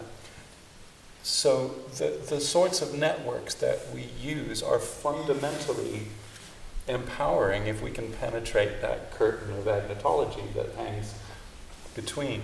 And there's lots of places where there's great potential. So one of the things that's most threatening to contemporary landscapes is just the way that contemporary development processes are constructed. You know, international money that comes in and changes places locally with, you know, in ways that are heedless to local communities and local places, whether that be countryside or cities. And the fact that we have techniques which may be more or less perfect, like crowdsourcing, crowd sharing, building information modeling, which allows a single set of architectural drawings to be worked on all at the same time by different people within the team.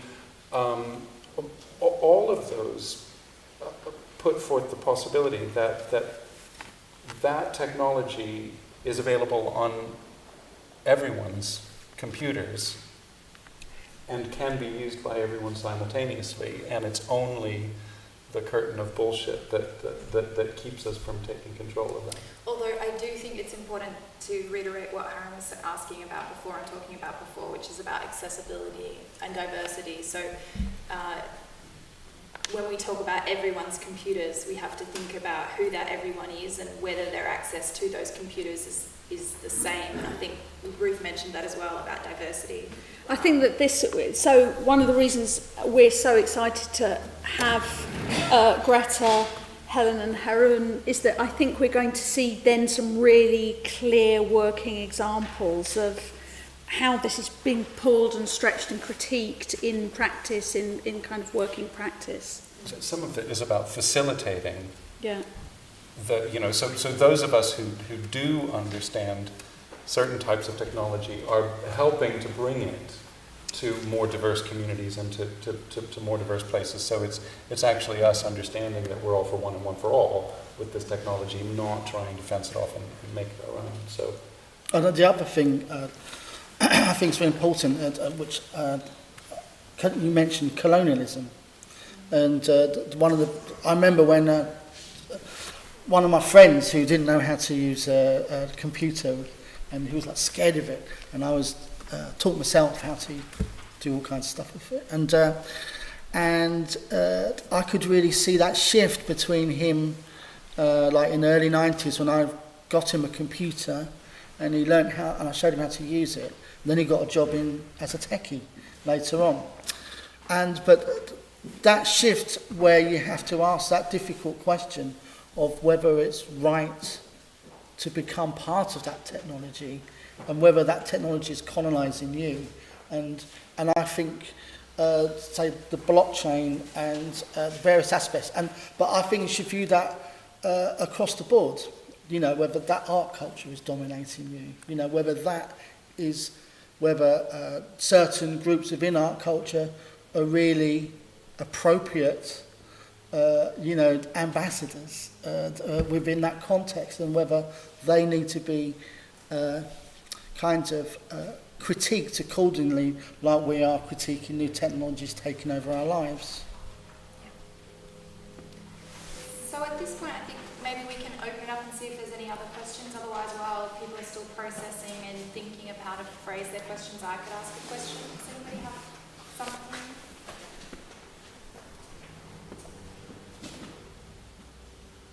Could I just ask about a metaphor Yeah. you used, indicating that artists and art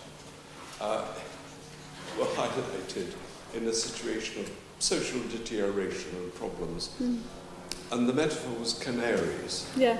In view of the fact that canaries mostly died, would you care to expand the metaphor? All I have to say about that is that we shouldn't try to push our metaphors too hard. Yeah, it's a rather unfortunate metaphor.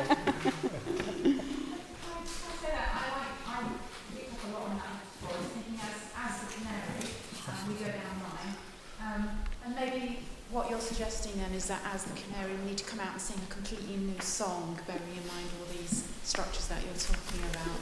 Yeah. So, like, why are we mining? Exactly. Get me out of here! Why are we mining? And what are we mining for? Yeah. Yeah. So those are the questions I ask myself as a practicing canary. Yeah. Okay.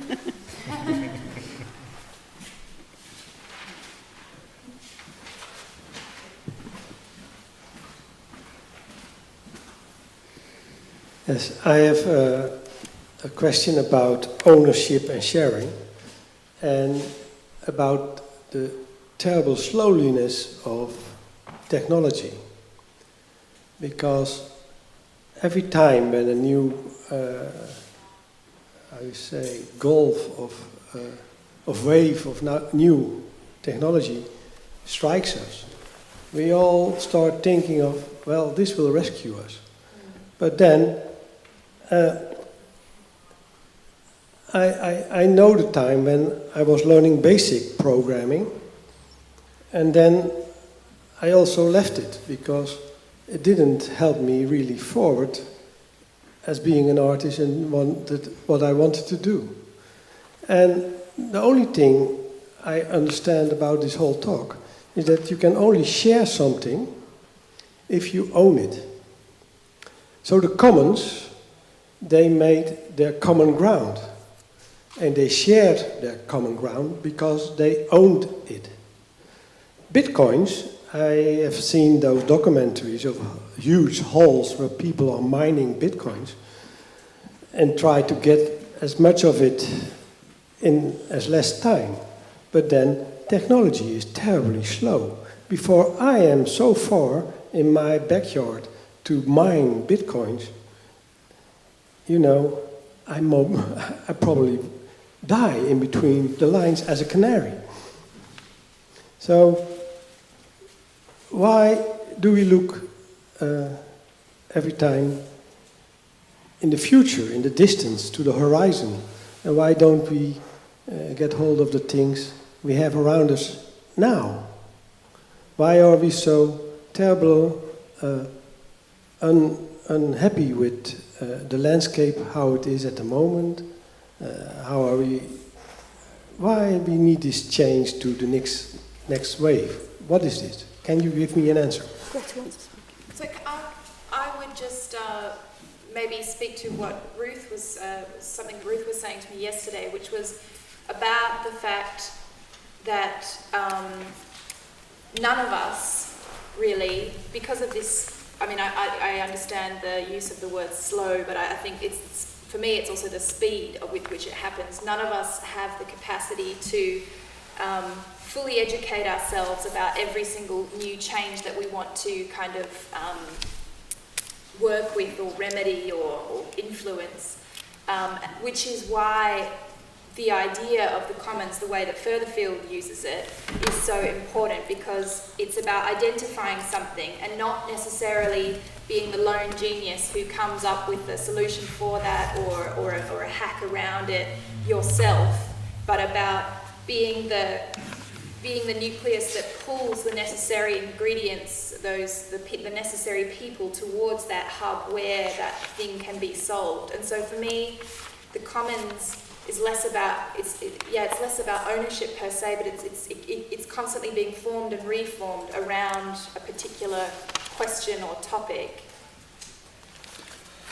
Yeah, I just want to there's certain people that are exploring ownership in different ways, and I think it's a very valid question what you're saying, and I'm very partial towards that. And I mean, for me, the biggest issue is ownership of consciousness, you know, and how our consciousness is being mutated according to other agendas that aren't necessarily healthy for us, and technology can be one of those, but as well as different forms of politics, but I think ownership, is not a word that needs to be seen in terms of having in a way where you oneself has this and no one else can have it. There's different forms of ownership. You can have like collective ownership, or you can have it on one yourself, or you can own that lollipop and eat it until it runs out, you know. But there's other forms of ownership beyond family.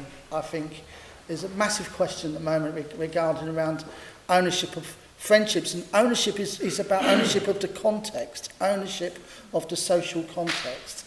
That's the ownership where I come from, and when I say ownership, it's just I mean that I'm not owned, you know, and so it's very much about, and I'm exploring those avenues of where I may be not who I am because of certain things are mutating my relationship with the world, and technology is definitely one of them. But there's loads of other things as well.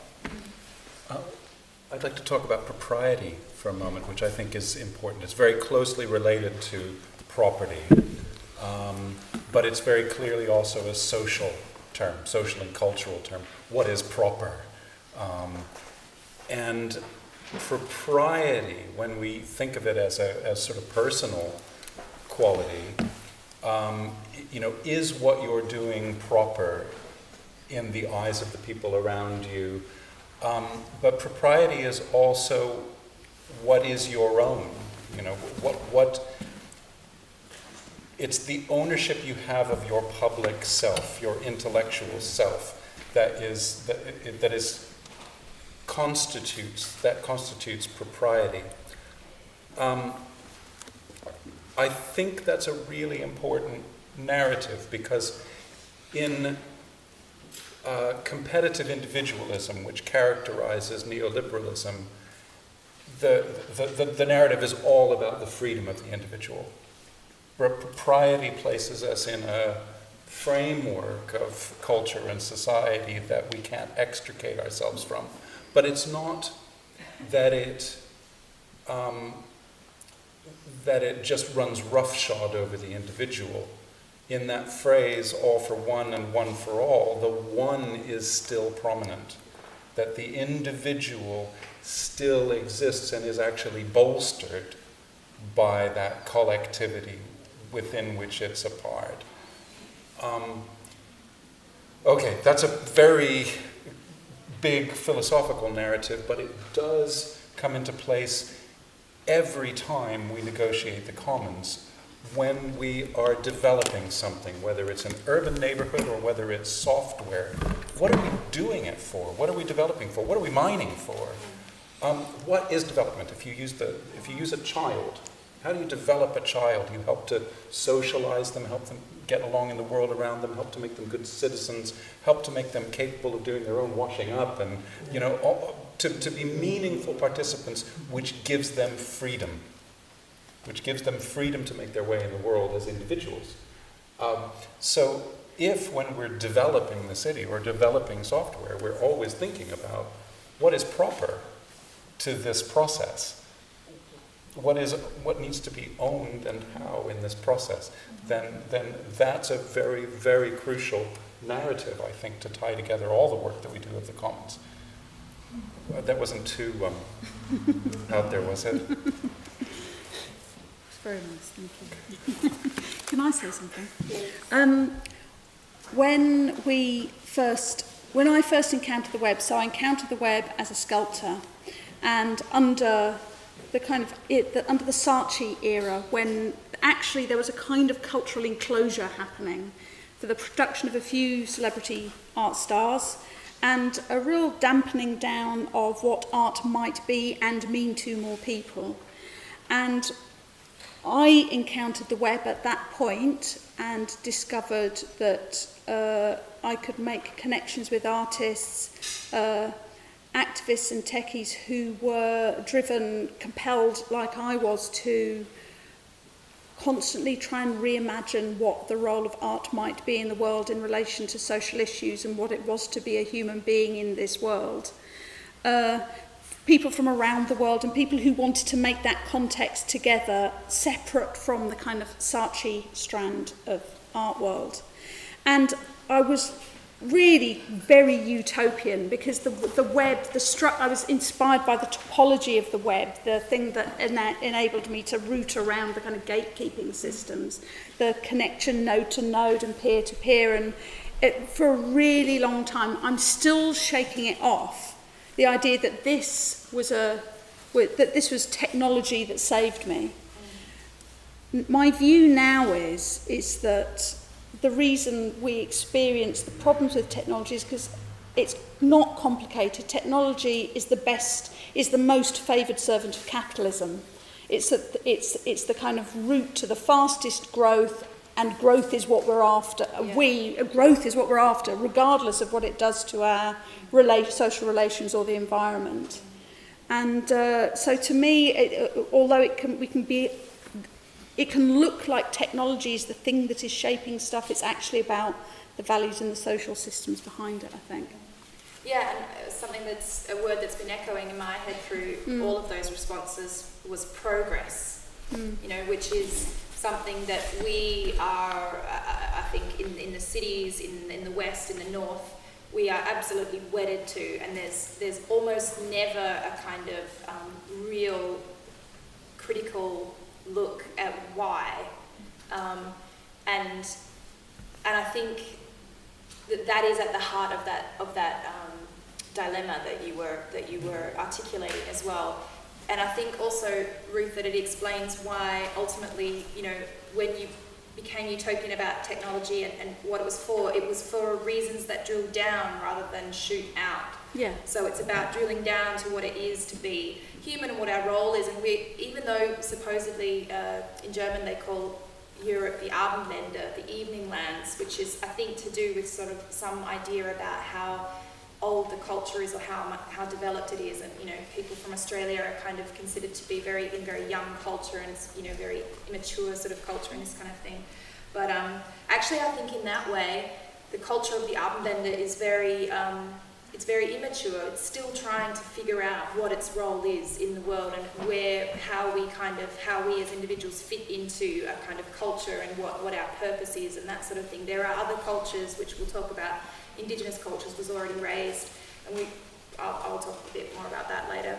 And that there are other cultures that really have already those answers for themselves, and we need to learn from those as well. So I think it is about also making sure that when we talk about being up to date with technology and the importance that artists and cultural producers get amongst it, I think Ruth's presentation was a really powerful call to action, really, for all of us. But it's not about trying to progress to somewhere. It's about almost understanding how to hold that in some way, or how it can help us to ground ourselves more, as opposed to progress towards something, whatever that thing would be. Can I come back to growth? Because I think growth is really important. I think growth is everything. And again, it's like development. We've got to frame the question right. What's growing? What are we mining? Growth, if you're a child, is economic. No. I know. But this is where I think, actually, talking directly to these concepts is really important. So, you know, a child grows both in size and in what they are able to accomplish. So growth should still be our core narrative, but we should be concentrating less on quantity and more on quality. But you know, like, let's still make that our target. Let's still have growth as the target. But also, but have it be quality instead of quantity. I think it's about narrative. We're used to having being told a narrative of who we are and why we're here and what we're doing, and there's certain moments in time, like fractures in culture, where the narrative is disrupted by particular groups of people, and some of it positive, some of it negative. The Twin Towers was a disruption of the narrative for kind of hyper-capitalism, a negative example, I want everyone to know. And but there's also another narrative that I find more positive, which was punk, when it came along, and it for a whole group of people, younger people like myself, it told us a narrative that we could own together, that we had some form of control over that context, and whatever growth that was, that growth would be growth around production, and what that taught you, what that process was, what that experiences, what the meanings were. So people were discovering meanings on their own terms, and I connect that with kind of not literally, but I think indigenous culture, now we're coming to realise that they do still own their own narratives. And I think one of the problems we've got in the Western world is that we've got so many narratives that we can pick and choose from, is that we don't know what way to turn. And the idea of the commons, I think, is a good place to start, where you can kind of have that conversation, whether it's through technology or... And it's a very current conversation because it was reignited by the digital world. We wouldn't be talking about the commons now if it wasn't for what had happened digitally. But it's unearthed all these ways of practicing all these older narratives that are problematic but useful and empowering. So I think that we can hang an awful lot around the idea of the commons, certainly.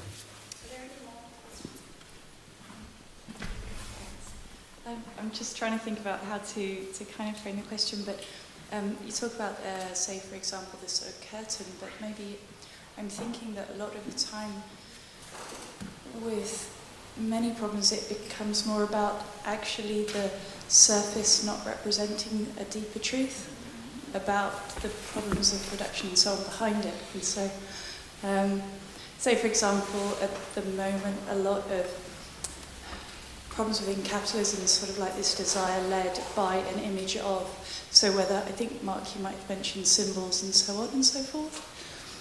Might have been the Cadillacs. Yeah, and actually, and then the subject of unions come up as well, and I'm working with Artists Union England, which just got a certification process going through a couple of months ago. And again, it's kind of this idea now that the idea of unions sort of becomes this almost like quite an old-fashioned kind of type of thing. And then what's this other version of these very slick technologies coming through that actually maybe don't have whether it's like this commons purpose or something that's kind of very well done, whereas something like unions actually really do work for people in a certain way. Did that come out? No, that came out clear. Terribly, or Came out as a very clear statement. Is there a question? well, yes. Basically, what I'm trying to sort of find is like, well, how do artists, considering we work with surface and also systems a lot of the time, it's like, well, how could that knowledge of surface and aesthetic be kind of used to make what is important actually something which has maybe this the same kind of like sort of validation or something like this? Isn't it about collaboration? Because I mean, it's when you're talking about surface and that we make surface I know what you mean, because the way that we communicate is through an aesthetic, some sort of aesthetic. But something in me wanted to jump up and down and scream that I don't make surface. And I think that part of that is because of the collaboration. So to get to the same result, you can do it in a way that is riding roughshod over a whole lot of people, and there are a lot of artists who do that and who participate in these forces that we want to work against.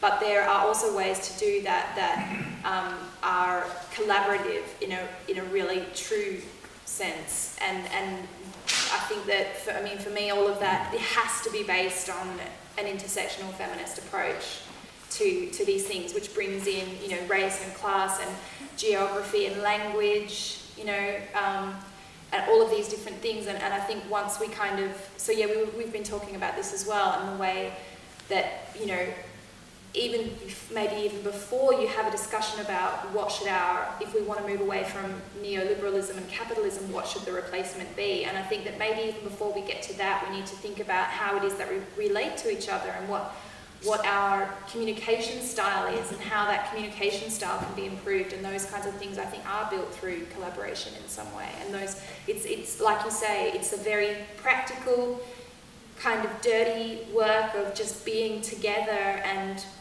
being in our bodies, and not just, and I like the fact that you related it to our sex lives as well, but it's not just our minds, we're not just sitting and talking. Which aren't always quite a commons, I suppose. That's dangerous. But that we need to all of these things that we're talking about are situated in bodies. So we're all, we are all bodies, and we need to kind of relate to each other on this kind of deeper, real kind of level before we can build to these other things.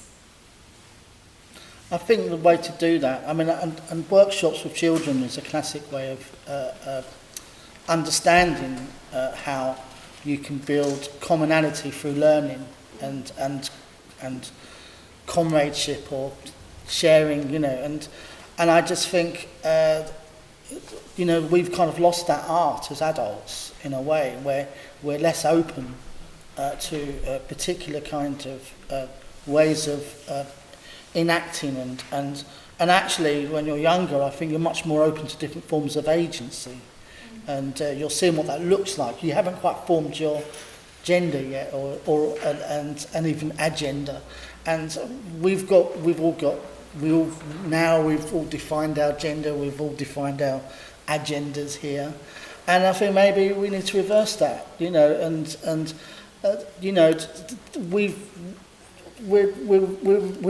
exist within templates, and if we can rewrite those templates, what would they look like?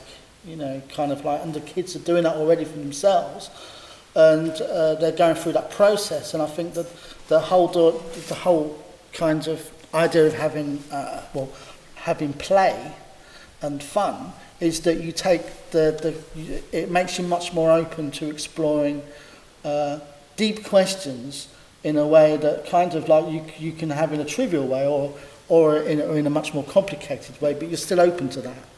And I think once you're older, you get to a point when you think that you know your way, you know what's right and wrong, and you know that you're not interested or you are interested in it. It's so black and white that actually we've realised that the world is not absolute, or we know that already, but actually we don't act as though the world. It's like we're still Newtonians when actually 100 years ago quantum physics was discovered. We're caught within this kind of monocultural way of acting, but actually quantum physics dominates everything. We are, and the internet is a perfect example that kind of communicated that as a function. I think you make a really good point about, so we've been doing some work with teenagers recently, and that I think if you can work with young people or the young person within all adults to re-see, especially things like interfaces, so we're talking about surface, and actually looking at what surfaces are doing. So if we look at interfaces as surfaces that enable certain kinds of social relations, which is exactly what the social media platforms do. They're very carefully controlling the way we relate to each other. And actually, if you can create situations in which that kind of youthful irreverence and a kind of, no, I'm not having that, tear that apart, you can really start to kind of we can start to understand together the importance and the power of remaking our own contexts, I think. The idea of surface 2 kind of reminds me of just how closely related art, design, and advertising all are, and that the same techniques that you might use to create an infographic and a narrative film that helps to explain something really in depth and invite people to explore is the same technology that you can use to make sure that the viewer gets nothing but a glancing blow, that you appeal only to their prejudices and their knee-jerk responses, and that a graphic or a narrative can encourage you to slide right off of it just as much. So maybe the injunction there is just to be sure that as artists, as designers, that we employ the same kind of savvy that advertisers do to make sure that we're in full control of the narrative and that we create surfaces that are rough, that you can get traction on and that pull you in and that encourage asking questions and that give different platforms for asking further questions in different ways. Surface and narrative are really interesting because it reminds me of Edward. Who's heard of Edward Bernays? Anyone heard of Edward Bernays? He's a 40s advertising guru in America in the 40s, and one of the first mass feminist marches was taking place in New York, but they wanted to be put on television, seen on television, so their march can be kind of seen in the news. So he came up with this idea, because he was working for the government, that yes, I can get your mass march as feminists onto television, but you have to be smoking this brand of cigarette. And so you got this mass You've first... come a long way, baby. Yeah. Yeah. So you got this first kind of like positiveness of that these women were allowed to be seen as feminists on the news, but they were advertising Stuyvesant cigarettes. Lucky Strike. Lucky Strike. Adam Curtis, the documentary filmmaker, has a short series called Century of the Self, which talks about the relationship between Edward Bernays, Sigmund Freud, and then all of these kind of early neoliberal, neo-capital kind of seeds that were planted in that post-war soil. And I think it's very useful because what it does is it exposes that particular narrative. And here we are back to narrative, once you understand that as a trajectory, as a kind of designed process that had a particular set of surfaces and ways that they appealed to people and ways that they shut down questioning, I think then the counter narrative becomes much easier to construct if you know what the original narrative was. We're going to wrap it up now so that we can have a little break and then come back a little bit refreshed afterwards. I guess one of the questions that I wrote down before, which maybe it's a nice thing to end on, considering that we've been talking about surface and narrative and then the impermanence of that and progress and all these different themes, is maybe to think about how we bring the land into the digital and how that can ground a lot of this in some way. And the way that the land also, having Tim here was really great, talking about the land as a commons as well, the way that it relates to a commons. So maybe if I can be so bold as to make that a final, for this session, a final thought to kind of take into the break. That's if we agree to your absolute narrative. Okay, so we'll be back at, let's call it 10 past, because we've run over a little bit. Thanks, everybody. Thank you. So, as I said this morning, this afternoon we have artists they are here, and Greta Lowe, who are both artists, curators who are working with Furtherfield over the summer and the autumn. And we're hoping you experienced this morning as a kind of rich layer of layers and layers of things that actually sit together quite nicely. And now we have two examples of really rich practices that we hope will offer examples and amplify some of the themes that we looked at this morning. So it's going to be the same format. So Greta will talk for somewhere between 20 minutes and half an hour. Then they are here, we'll come and do the same, and then we'll have a discussion in which we'll take questions. Okay, thank you, Greta. So the project that I'm going to be talking about is Networking the Unseen, which is an exhibition that is currently installed at the Furtherfield Gallery in Finsbury Park, and it was really an amazing experience working here. So thanks very much to Furtherfield for that and for the invitation. I think that there are quite a lot of connections between this project and what's been discussed this morning, but in case at any point those connections aren't quite clear, do feel free to ask questions. So I'm going to sort of start by saying that my individual artistic practice is based a lot around looking at the ways that digitalization impacts culture and the way that it brings about cultural change. And so I definitely approach that from a sort of interactive standpoint rather than thinking that either culture or technology is sort of leading the way there. I see that as an interaction. And a kind of a trend, I guess, that I noticed six years ago was the way that when we talk about digitalization and the digital network, it tends to kind of fall under one of two categories. Either there's this kind of demonizing rhetoric or this deifying rhetoric. So you could also say that it's utopian or dystopian. And I think that both of those sides of the same coin are based on this idea of, it's a myth of an all-knowing, all-powerful digital network. And I think it's something, that myth is something that's perpetuated by the technological elite, really, as a marketing tool, as a kind of tool of control. And it helps them both to literally sell their products and sell their services, but it also, I think, functions to make us feel kind of helpless in the face of it, and as though it's some sort of inevitable kind of process, as opposed to something that we're all part of all the time. So that's really, I think, at the core of most of the work that I do, which is about trying to kind of deconstruct that network. And talk about how we can all deconstruct it and how it's already fragmented.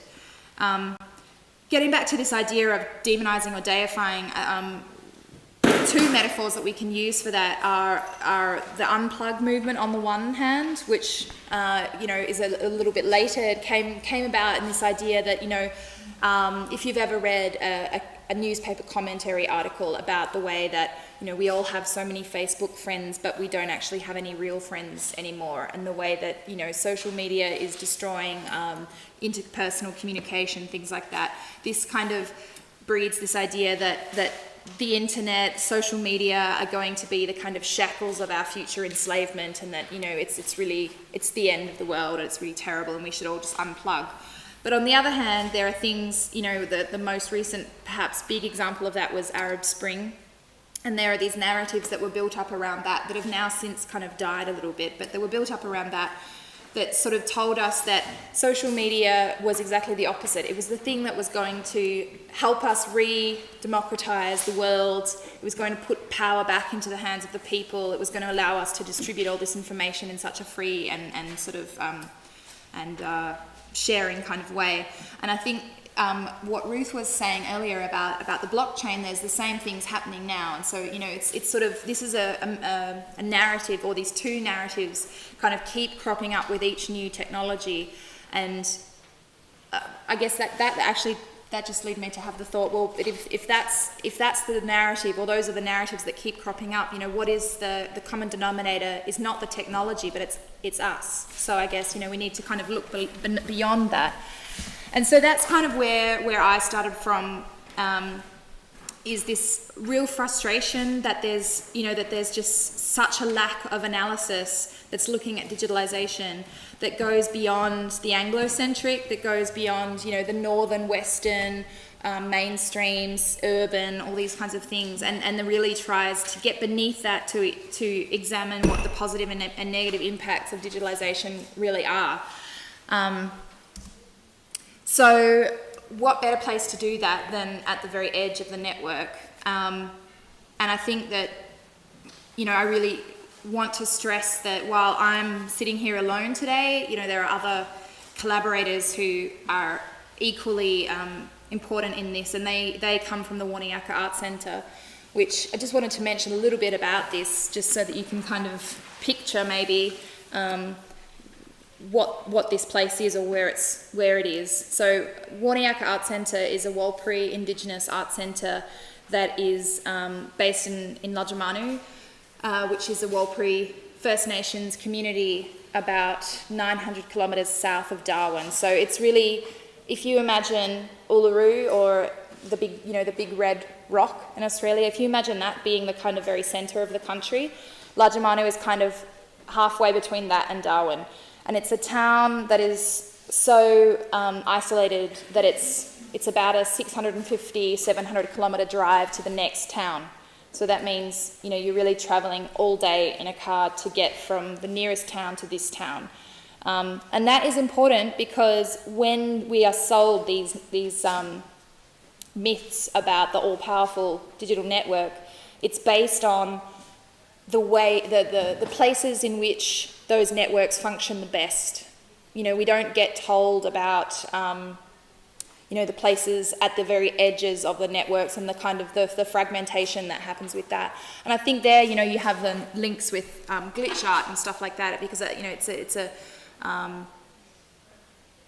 I'll get to that a little bit more later, but it's a political and very important, powerful strategy for deconstructing this idea that the network is, that firstly that there is one network, and secondly, even if there was, that it was sort of, all powerful in some way.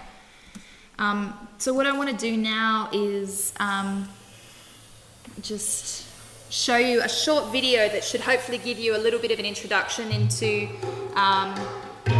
my collaboration with the Warniaka Art Centre.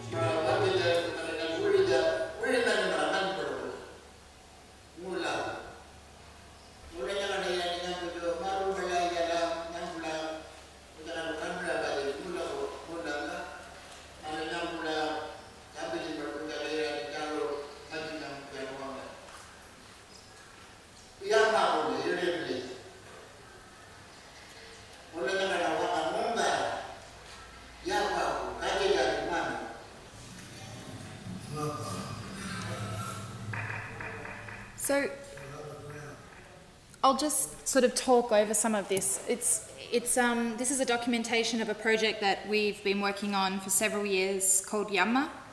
And that is probably the second big body of work that's come out of this collaboration. So it is really a long-standing relationship between myself and the Art Centre and various artists that I work with there.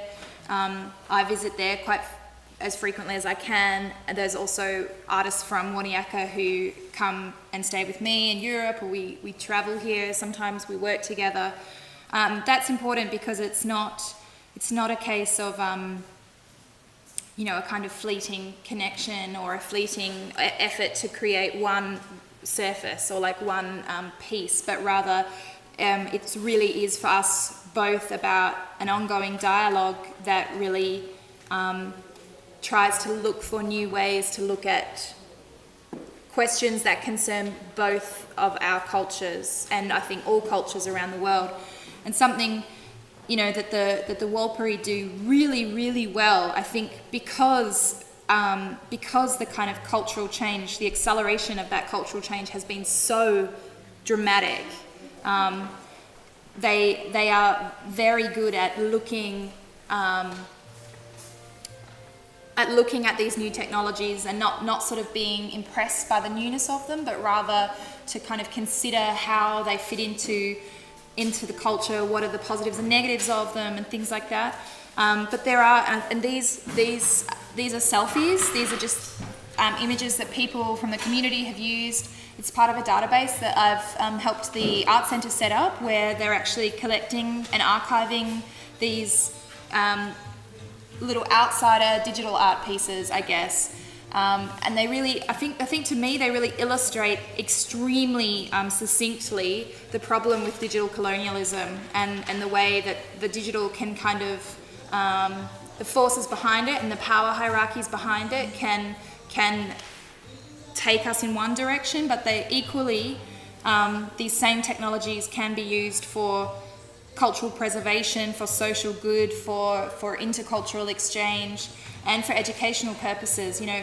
And that education is, on the one hand, from Warlpiri adults to Warlpiri children, but it's also from the Warlpiri to us, or from Indigenous cultures to us, and from, you know, between us and other cultures and things like that. And I think that to me is something that I still find when that is so missing from the way that we talk about in the West, that we talk about these new technologies. It's just, there's such a narrowness of focus. So if you take anything from my talk today, please take that message with you, that focus that we have, or the way that we look at digital technologies and the way that we try to understand them, needs to be much, much broader.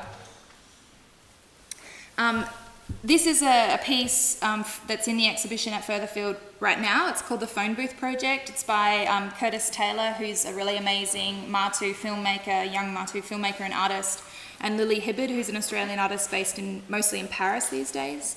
And this piece was made up in the northwestern desert in Martu country, and what they did was to take one of the phone booths that are a real fixture and a kind of hub for communication within the Indigenous remote communities, and they made this phone booth free to use, as long with the understanding that when you were using it you would be recorded. And they made from that this absolutely magical 3-channel video and this installation that goes with it, that I think really kind of crystallizes the way that technology is so embedded in place, and the way that the physicality of the place determines how the technology is used, and also, you know, so then you have these three things. You have technology, culture, and place, which I guess relates to what Tim was sort of talking about as well, with the kind of the land aspect and the landscape aspect, which I think is really interesting to keep in mind. So again, you know, getting back to this idea of the narrowness of our focus, I think perhaps where I kind of started with my approach to the work with Woniaka, obviously they have my collaborators have their own reasons for being in that collaboration, but for me, one of the things that I was really interested in was was having this sort of example or I guess it's sort of like a reflection, but in the sense that I wanted to understand more how we relate to technology, and my background's actually in psychology, so I am really interested in the kind of the psychology behind how our relationship to technology, and also how that relationship might be changing our psychology. And so, but I think for us, these changes have happened so rapidly that it's hard for us to kind of get inside what that technology is and what that relationship is. It's so pervasive now that it's really quite hard for us to see that in our own culture, I think. And so for me, when I was spending time in Lajamanu, I found that it was easier for me to reflect upon my own relationship with technology when seeing how other cultures grapple with those same issues. But the key is that the issues are the same. So technologically driven cultural change really is everywhere. And you know, there's a lot of research being done on it now, media studies and all of this kind of thing, but it's just, again and again, it's shocking to me how narrow the focus is in that body of scholarship. And I think that we really need to, if we want to understand what the network is and how it's affecting the world and how it's affecting art and culture, where it's taking us, all these kinds of things, we need to grapple with concepts like digital colonialism, techno-imperialism, and how these forces are changing the shape of communities around the world, not just within our own communities or the communities that are closest to us. So because it's really important to me not to always be the voice of this project, if I can help it, and we did a talk with a couple of Warlpiri artists at Furtherfield, which was fantastic. But of course it's a bit further away for them to be here today than it is for me. So I'm going to just show a short video with Neil Japarula Cook, who's one of my main collaborators at the Art Centre, just so that hopefully he can kind of address some of the concerns more that come from his side of the collaboration.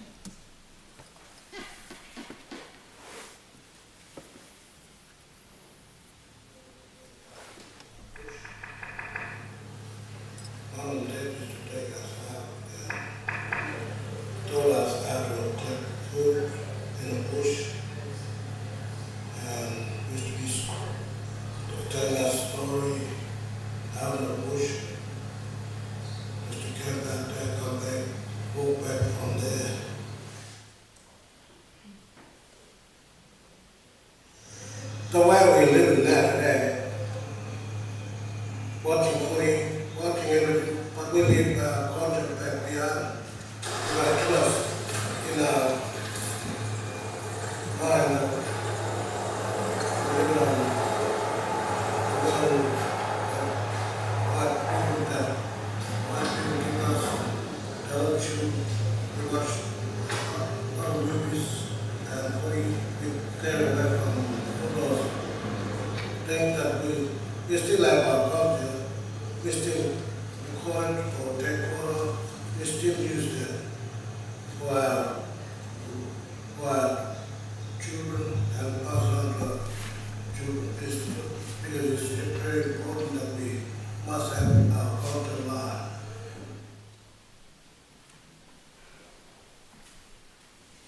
And all this stuff came in, I talk from video and computer. We didn't know that. When these new things came in, everybody comes. They know how to use it and they know how to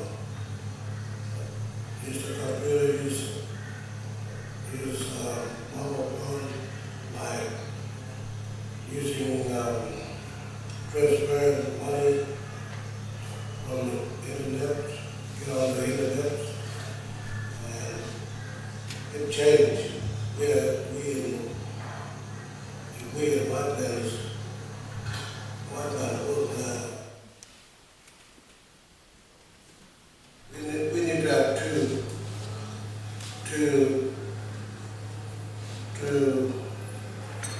two things like white man way, DIWO way. DIWO means African way and white man way.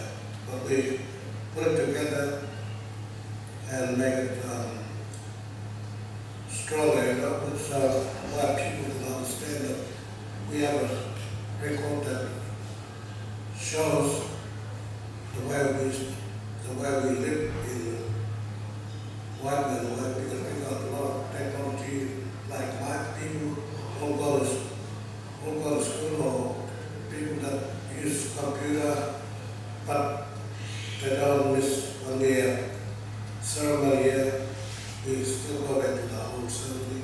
We share the knowledge. And I think that's really such an important message. We share the knowledge. And Juul talks there about technology that Aboriginal culture bears or has available to share, I think. And it really has just been so ignored by the rest of the world. And it's like a completely untapped resource. Like if we're talking about commons resources, this is like something that is available for us to benefit from, and that, you know, the people are, at least in my experience, very willing to give. But as Juul said, that's a two-way learning process that really has to happen, and there is nothing that can be learned from one party going to another party and saying, I'm here to help you. You know, it's just, it's really at the root, I think, of a lot of these problems. We need to be learning from each other and looking for a plurality of different approaches to deal with, possibly, especially because the network or the networks are so fragmented and so sort of complex, you know, that we really need to be looking at these things from a plurality of different ways and from diverse perspectives so that we can understand it more fully. So we've been talking about technology this and technology that, but what is technology?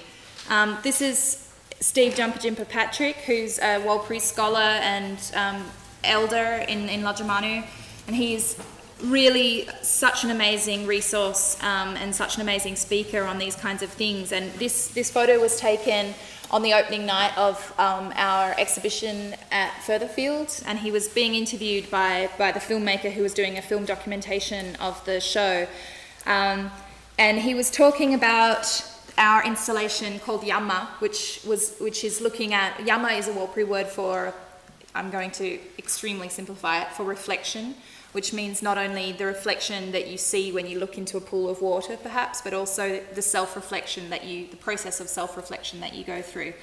And Jumper Jimper was talking about the exhibition and the installation and what it means, and the way that for the Warlpiri artists, it was really about, the collaboration was really a process to explore how culture remains unchanged by technology in a lot of ways, and the way that it is constant through technology. And when he was referring to the screens that we built into the installation at Furtherfield, he called it this so-called technology.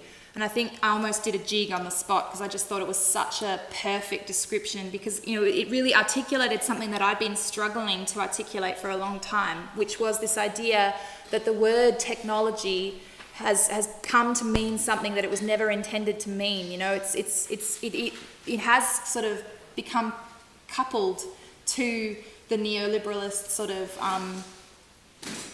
agenda, really, and what it actually means is that it's a sort of a tool. It's a tool with which we do something. So from a Warlpiri point of view, that can be a horse, which didn't exist in that country before. It could be a car, it could be a gun, it could be a computer, it could be the internet. It could also be meditation, or the way that you learn to think about something. And I think that this idea is so powerful when we understand that technology is not just this computer or this microphone or that camera. Technology can also be the way that you think about those things. It is a process for understanding something. It is a tool that you use. So, and when you start to think about that and broadening up that definition, then you get into, then it becomes much more obvious that you can't just apply that to very specific things. You know, you can't just say, I need to learn to read words. You also need to learn to read the land, to read the bird calls, to read yourself, and to understand your own place in the world as well. So when we talk, I think, and when I say we, I mean white culture usually, academics especially, when we talk about diversity, I mean, I think the word diversity is very problematic, and there are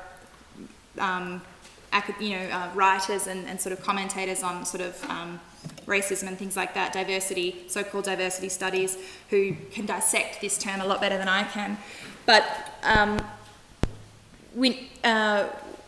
what I think I want to say here is that when I'm talking about diversity, I'm not talking about it from a point of view of some sort of altruistic act or something like that. I'm talking about the fact that rejecting the lack of diversity is a political act, and it's a revolutionary act, especially in the digital networks, which are supposed to be so diverse and plural and allow us to all kind of connect, but the main sort of forces that are shaping it at the moment, the proprietary forces, are not really allowing that to happen to the full extent. And I think that from that point of view, for me at least at the moment, one of the ways that I feel I can make the most difference is by rejecting that lack of diversity and working to expand it in some way.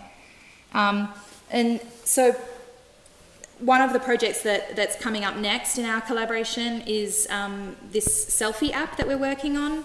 And so it's taking those little self-portraits that we saw in the first video, and taking that interest in this kind of fun, trashy internet aesthetic, and using it as a kind of a way to subvert the normal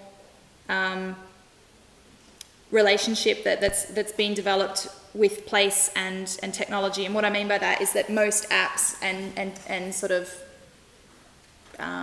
tools that are used on digital devices, they come from one end of the world and they get sort of shot out, scattergun approach to the rest of the world. And so for me anyway, that's like really central to this project, is that we want to develop something in the desert that's for the desert people, and that uses that cultural framework as its starting point, and that shoots that back out to the rest of the world. But for the artists that I'm working with, they're going to use that same technology for different purposes. So for them, it's really important that we have the correct symbols for each skin group's dreaming, so that they can use that as a tool to teach young kids, for example, in a fun way about their cultural history and the information that they need to have to kind of be fully present in their culture. So, I hope that this will be an example of something that can be used, the same technology that can be used in different ways by all the different kind of collaborators, and that forwards us all together, but in different ways. So again, what we're trying to do in these kinds of processes is take back control over the representation of communities online.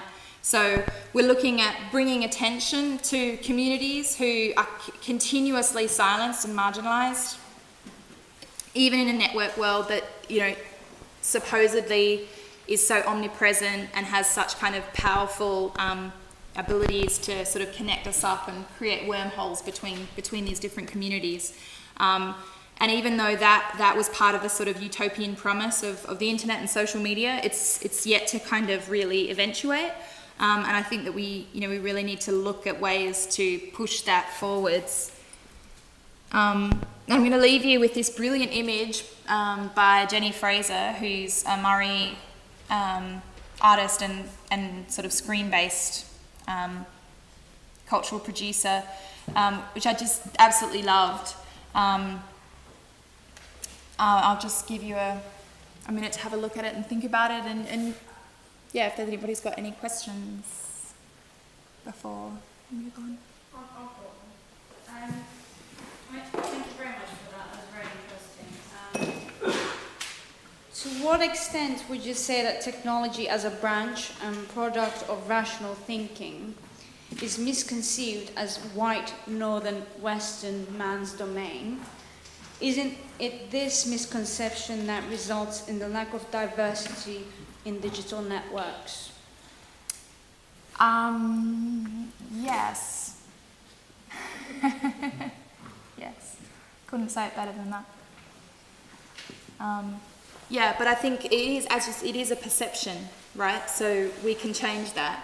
And I think for me, one of the best examples, and really big examples, you know, that kind of occurred to me quite recently is Twitter. You know, like it was made by that establishment for the purpose of making money. That was why it was made.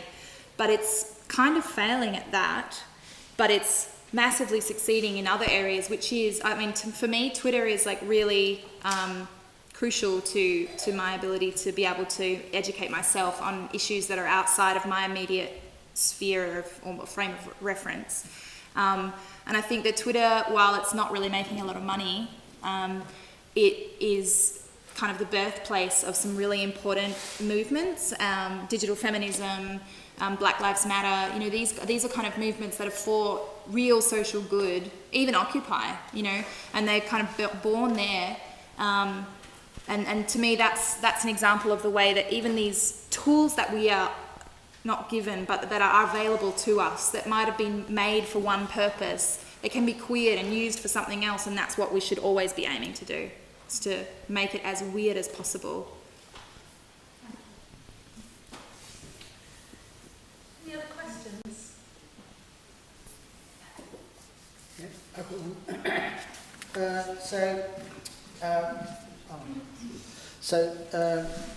If we move on from, this has been digital colonialism or colonialism, whether it's digital or not. When you said the ways that we can learn from them, I was thinking, in what ways can we benefit from them without exploiting their cultural contexts? But does that matter to them? I think, I mean, my personal experience with my collaborators has been that they are incredibly generous. So that's like the basis there. But also I think that as long as the interaction is respectful and that there's listening, I think that we also need to respect the agency of the people involved. So one of the really early works that we did together was a network performance that was called Is the Desert Still the Desert in a Digital World? And it was asking that question. Partially maybe it was also me asking that question and thinking for what is my role as a white woman going into this community and kind of really bringing a lot of this digital stuff. I mean, it was already there, you know, but sort of introducing that in a very targeted way towards art making practices and things like that. But ultimately I kind of came to the conclusion through dialogue that, you know, no culture is in a museum, no culture is kind of is fenced off. That all cultures are always changing, including our own. And I think that the same question that I was trying to kind of unpack my obligation or responsibility in being involved in this collaboration, the same things really apply in my own culture and between other, you know, post-industrial cultures or whatever. So I think we have to respect the agency of the people involved to be able to set their own boundaries. And there is very clear evidence of the Warlpiri doing that. So, you know, there was a technology that was SMS message based that was allowing people to broadcast messages, and they found that it was leading to a lot of kind of bullying and teenagers and things like that. This was across the whole kind of Warlpiri country, which is probably the size of England. And so the elders actually had meetings about it and decided that they didn't want to use it anymore and that was gone, because one of the main problems was that these messages were being sent anonymously. That was how they were broadcast. And so I think in that way as well, you know, in my experience with Warlpiri culture and Indigenous culture has been that in a lot of cases there's a much deeper grounding in a sort of immutable ethical framework or positioning, which has a lot to do with land and body, and that from that point, then it's much easier for them maybe to make decisions about how they want to engage with different technologies or whether they want to use that and in how they're going to use it, you know. And the piece, one of Curtis Taylor's pieces in the show, is a kind of parable exactly about that. It's a moral story about how that he, as a young Aboriginal man, is making 4 other younger Aboriginal children and teenagers about how they should engage with technology like Facebook and things like that in relation to cultural taboo and sacred sites and things like that. And it's an instructional video in a very artistic and beautiful way. But yeah, I think there's some really quite clear boundaries there. Okay. Yeah. Can we thank Greta?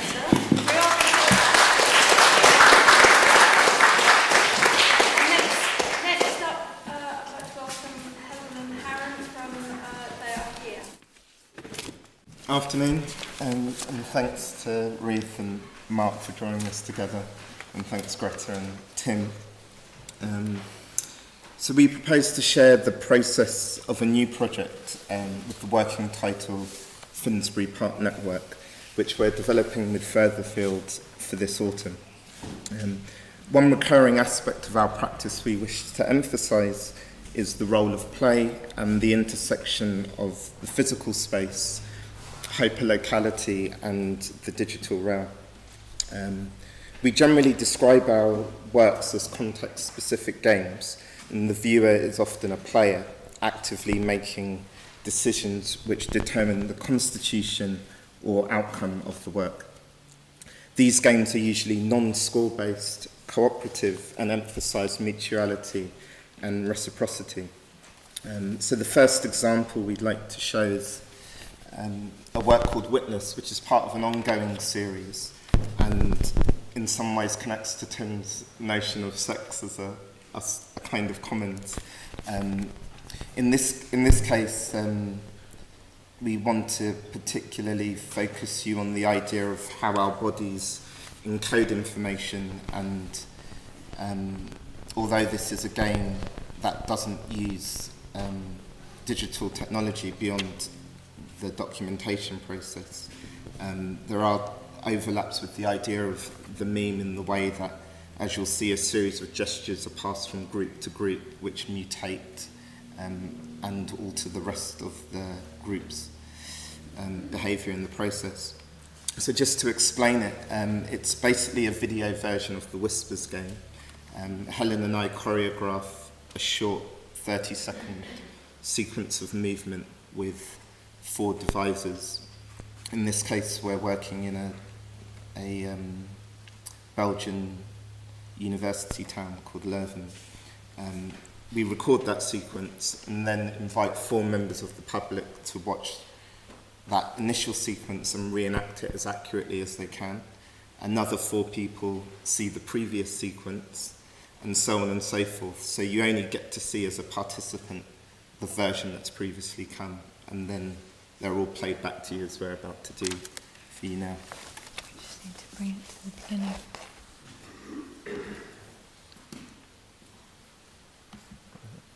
Press play. See what happens. It's frozen. Just looks like it's frozen here.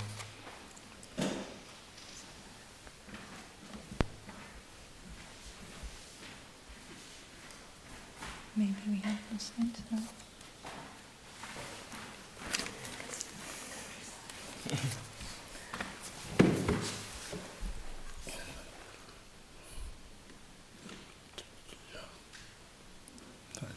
That's weird.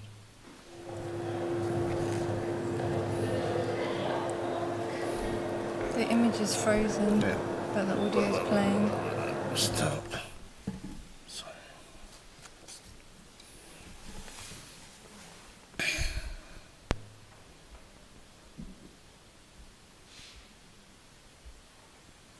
Great, thank you.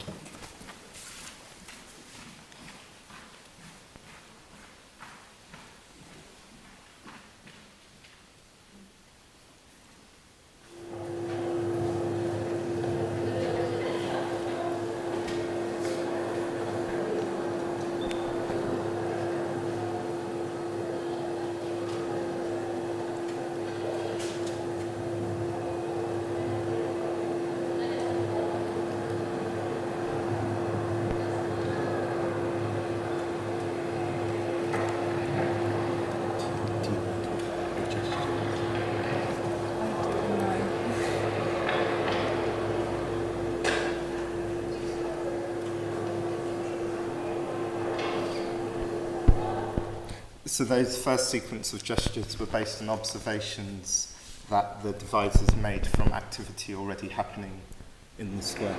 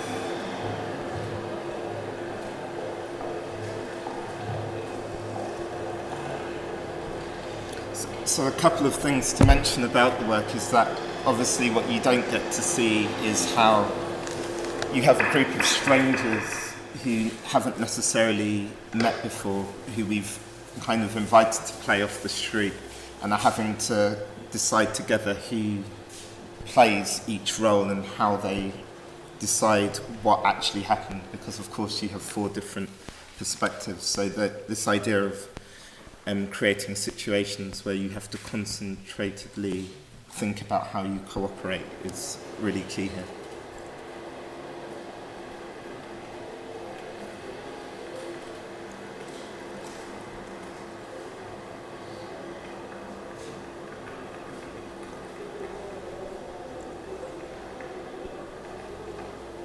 For us, witness is really important in terms of how people literally collaborate together. and it's a whole day process. So these groups of people will be working together for about 15 minutes over seven different sessions, and then at the end of the day everyone's invited to come back and watch the final series of films, and there's this great moment of a social moment. And so in a way what you're seeing is only half of what we see when we do it. It does work in and of itself, but it's a whole day that comes together in the evening usually.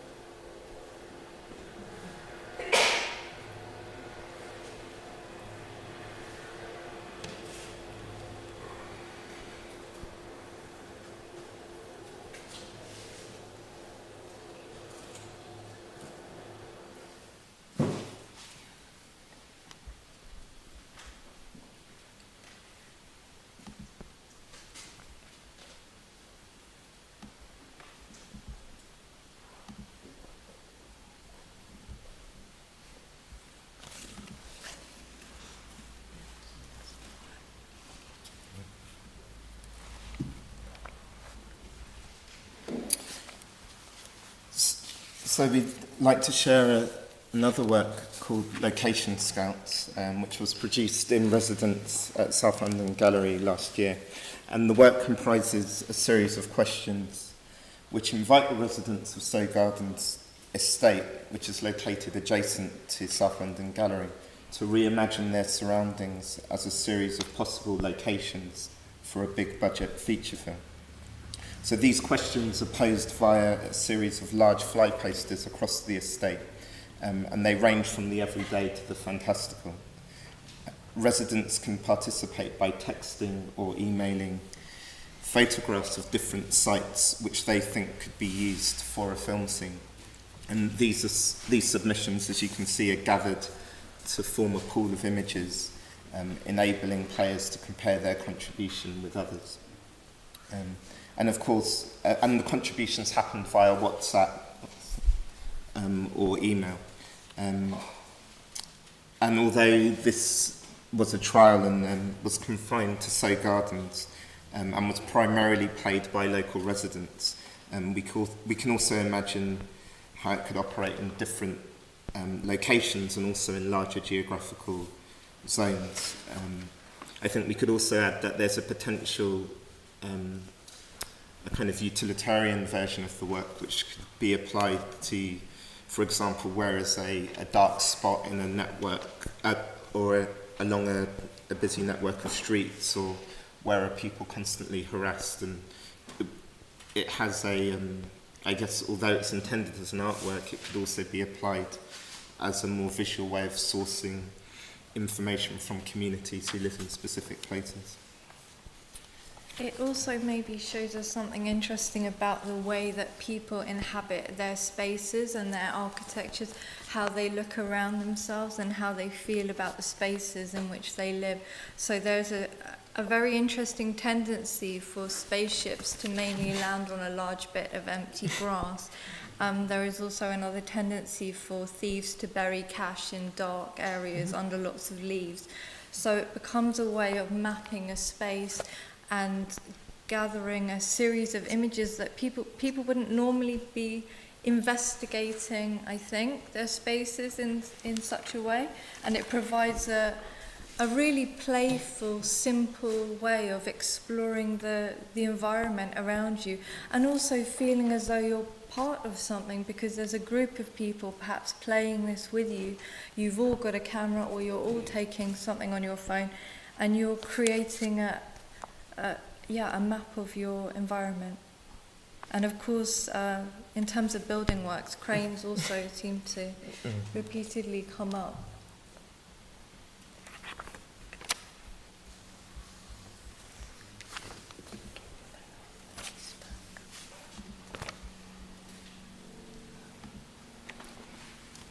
So the next project we thought would be interesting to talk to you about begins with me showing you a Facebook profile.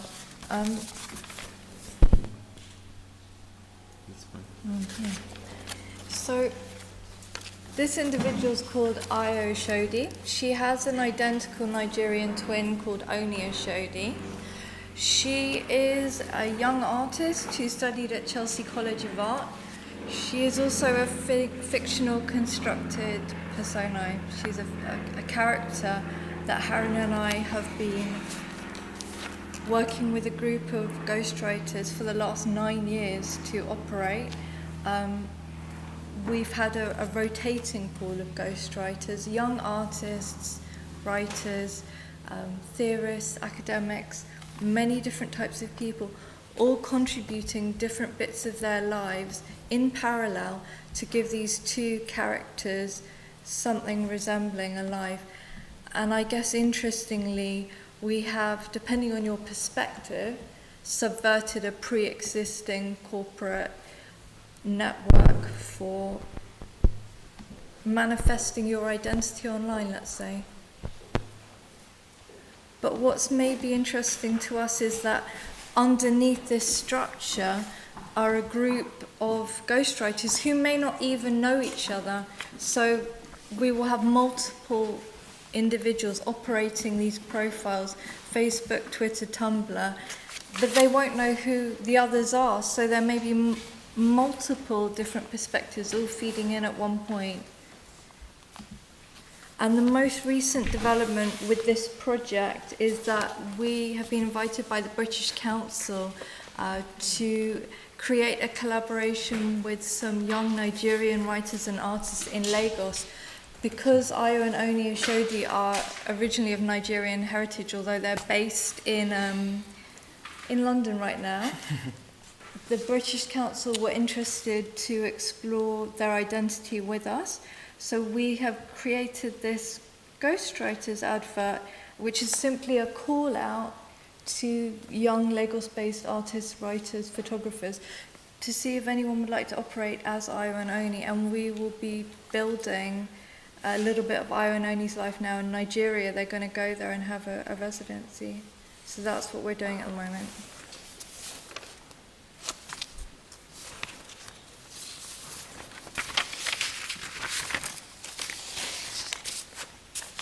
So this next project is called I'll Bring You Flowers. And I apologize for the small scale of the image, but we can explain what this is. So this is a Russian language newspaper called Anglia, and it's distributed in London. This particular newspaper comes from April 2012. And I guess I would say I'm very interested in accessing networks that aren't necessarily intended for myself.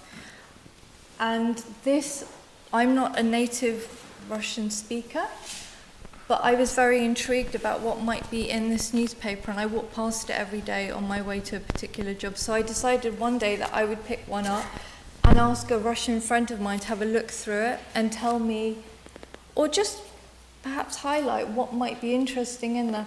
And he started laughing, and I don't know if you can see, he circled one of these classified adverts and translated it for me. So I guess this is an example of a network perhaps that wasn't even meant for me to be engaging with, but I found a way to sneak in. And that way of sneaking in has opened up a 4-year research project. But first, let me tell you what that classified advert said, because it was rather unusual. So it translated as, in amongst all the cleaning adverts and various other very pragmatic requests, it translated as, everyone needs to eat and occasionally present flowers. For both you need money. I don't have money because I don't have a job. Help me find a job and you'll be presented flowers. So here we've come across perhaps a bit of poetry and intervention in a pre-existing system that then I've perhaps intervened in. And I guess we took up the author of this advert on his premise, and this gentleman here is the author of the advert. And I very much feel that he created an artwork which Harren and I have subsequently responded to, and we've essentially been operating ever since in his system. And his name's Dinas. He's a Latvian guy. He lives in Ilford in East London with his wife. He's been in the UK for about 10 years, and we've now I guess connecting to some of what you were talking about, Greta, in this this system of exchange where we try and use the privileges afforded to us by operating in the art world to access jobs and opportunities for him, which he as a working class Latvian migrant wouldn't be able to do or have the networks to do. And so from commissioning money that we've received or funding that we've applied for, we then are able to commission him to take a series of photographs and to make videos and performances which can then be taken back into the gallery system and of course have a potential art value for the likes of us in this room. While he gets that money, that is obviously important, but also there is a kind of a friendship that's emerged over that time, which crosses some of the typical boundaries of socio-economic groups. And over time we've realised that I guess initially we put a lot of our energies into trying to find him sort of cleaning work or manual labour within arts institutions, and that hasn't really worked so well, it hasn't really suited him. And now we're focusing more on how he essentially can operate, how artists are afforded to operate, which is to capitalise on their own individuality and perspective, and make that the means by which he receives a strand of his income. Okay. So we'll just move on to where we're at now. I've kind of titled this section two activities running in parallel that may or may not intersect. So when we first visited Furtherfield Commons in Finsbury Park, we were immediately curious about the overgrown planters that surrounded the building. We later discovered it was an abandoned project called Finsbury Fruits by Transition Towns Finsbury, which is a local group originally part of a national network that initiates community-driven interventions that enhance resilience and reduce carbon emissions. So in conjunction with a volunteer from Migrants Organise, Florina Chudos, we resolved to adopt this garden and continue to develop this abandoned project. And so what you see here is a photograph of our group, and it's Helen's mum in the foreground too, just starting to find out which plants are salvable, what are weeds that we might want to keep, and just beginning to kind of understand how the garden is working. So this group is an open one, and we always have discrete tasks which allow people to turn up for a single session because they have their lives are quite easily disrupted, or they'll have access issues or money issues that mean they can't necessarily be at every session. But it's also allowed a wider network of friends and family to get involved. And the nurturing of the social organisation of the project is as important as the nurturing of the garden itself. We also see this stage of the project as an active means of producing a multicultural environment, which we feel is particularly important in our current political climate, especially with some quarters declaring the term dead or redundant. So as socially engaged artists who work across multiple cities and with many different groups of people, we often struggle with the constraints of or limits of a typical commission that can place too much time pressure on delivery. And so working on this garden allows a less pressured way of us to build local relations that may feed into the more explicitly public elements of the work that equally are of communal value in of themselves. And we've titled this strand of our work Seeds from Elsewhere. And we're working on the premise that we each plant something that's not from this isle. What can grow here that is not from here? And we see that as a question which relates as much to the people and ideas as the vegetation. So obviously the climate in Kinshasa is different from London. So we're now exploring the possibility of building a small greenhouse that can support what these plants need. So we're hoping the online counterpart can be realised with Core, the software that Marc mentioned in his presentation. It takes its name from an Arabic term meaning opinion, say, talk or word.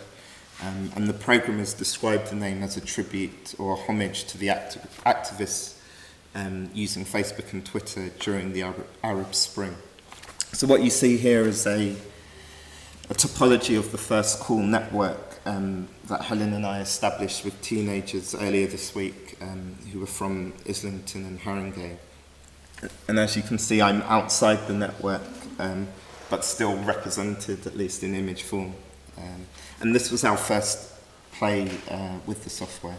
And just to repeat, it allows wireless-enabled computers and mobile devices to directly form a spontaneous, localized network independent of the internet or cellular networks. So again, although Call obviously has this utilitarian potential, whereas especially in countries where, or situations where the internet connection itself can easily be disrupted or censored, we're drawn to its metaphorical potential and application within the scope of developing a network across Finsbury Park. And it also marks our move away from the use of pre-existing corporate networks. So as with the initiation of the gardening project, this is a new area for us, and our aim is to transpose the same kind of minimal conceptually driven games that we've been playing in physical spaces online.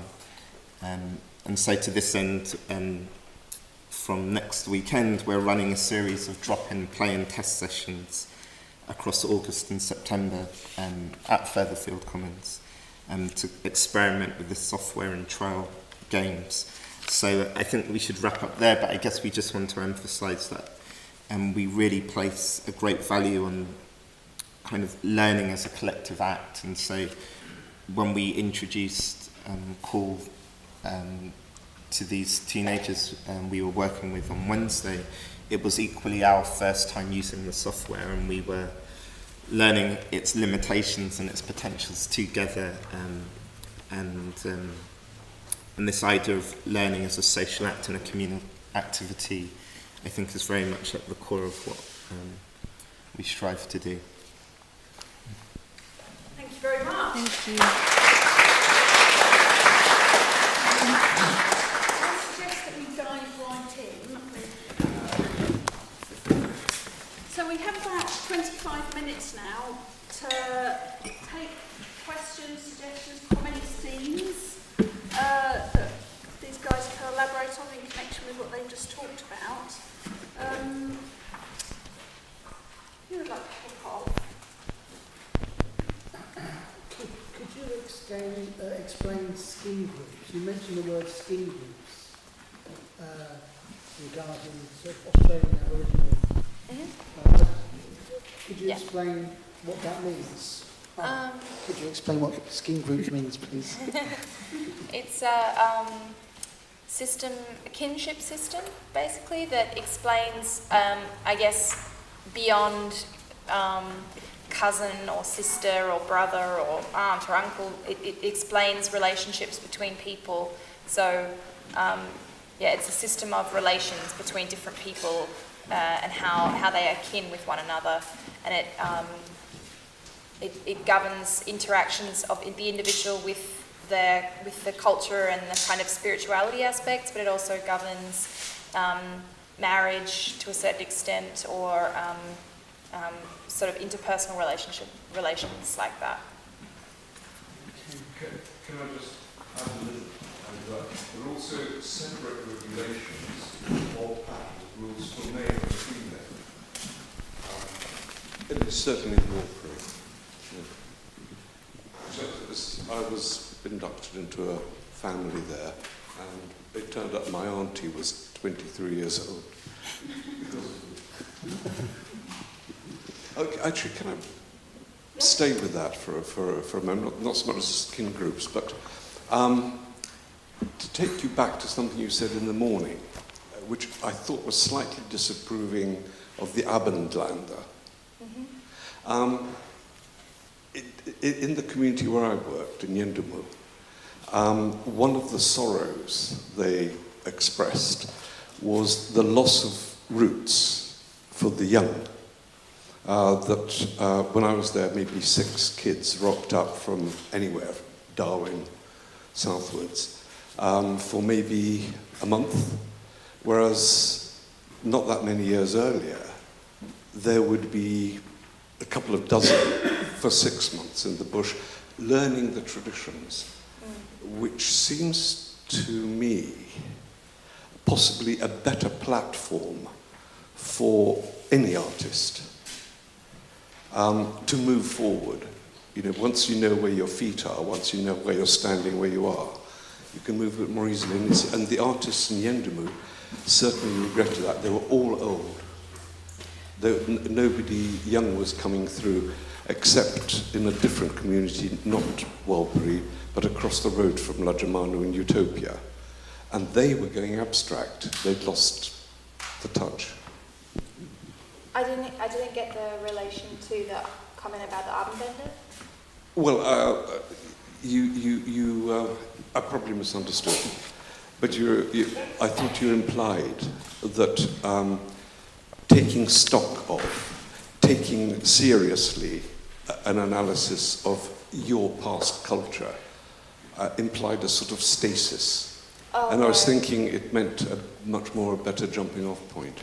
No, I just meant about the Abendländer that there's a kind of, at least it's my experience as an Australian in Europe, that there's sort of a sense, perhaps it's in contrast to white Australian culture or something, or non-Indigenous Australian culture, but there's a sense that the European culture is somehow more advanced, or it's high culture, and you know, people will ask me the question about whether there is high culture in Australia and things like that.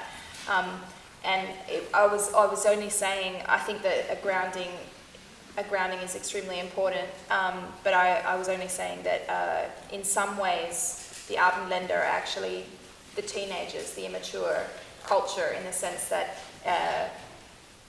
that there's still a lot of, in our culture, there's still a lot of questing, there's still a lot of searching for some sort of meaning, and I think that in Warlpiri culture, in other Aboriginal cultures, there's traditionally there's not that same sort of questing, because there's an understanding of the way that past and present and future coexist, and the way that, you know, cosmology and land work together, skin group system, kinship systems within one nation, but also internationally. I'm speaking about Aboriginal nations. That there's a sense of kind of being quite firmly located within that. And yeah, obviously, it's certainly true that, you know, as cultural change advances, and especially I think in the, you know, two kind of very diametrically opposed cultures clashing, that there are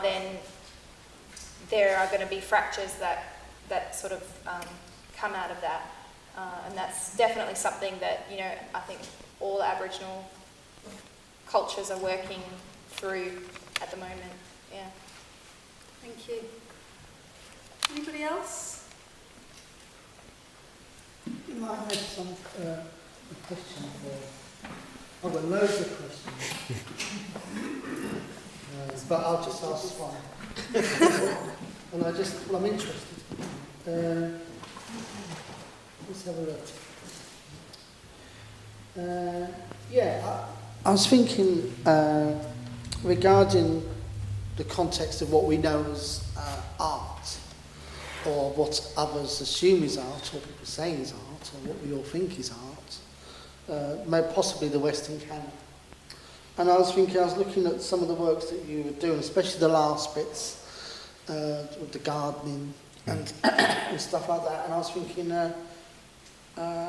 so what can those who exist within more traditional realms of the arts world, who may have seen how the work relates, or how your work relates, how can they learn from your projects to understand not just only the world, but your own kind of understanding of art?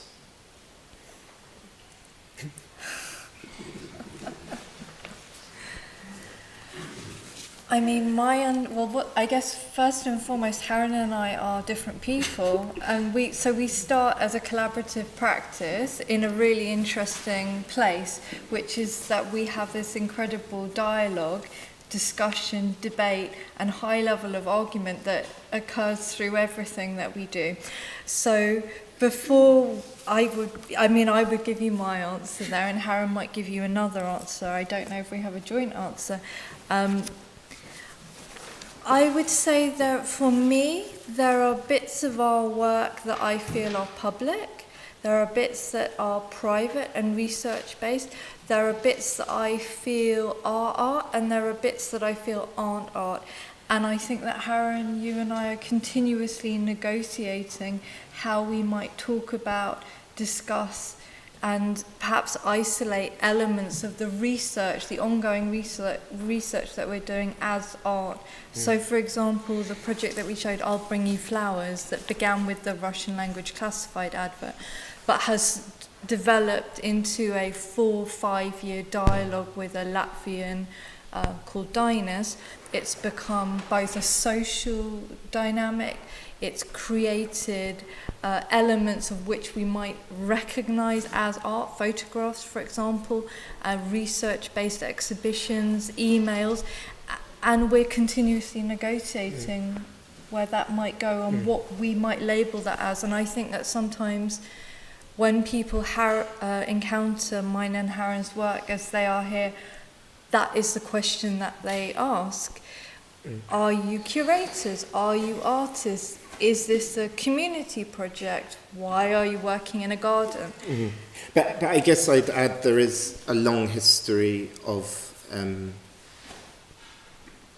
gardening-based projects within art, and the community garden itself is almost a cliche of a certain strand of socially engaged practice. But I think a distinction can be made between an orchard and the fruit, if you like, and what we try and do is create situations which are free and unpredictable spaces, and then allow things to emerge which we might isolate and go, well, we want to draw your attention to that. And so our challenge has been, when it comes to working with institutions, is insisting that we're not interested in providing a predefined set of outcomes, and instead we want your investment to start a situation, and then we can discover together what emerges from that and what is shown and how it's shown.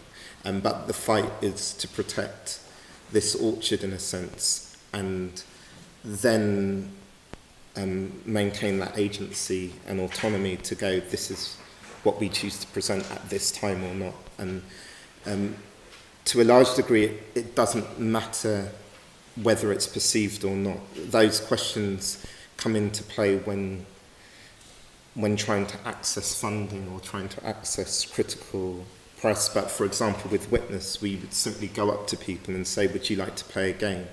And whether or not they're seeing it within a tradition of sort of 1970s performance, conceptual art and video is irrelevant to them at that moment, although it's very important to us.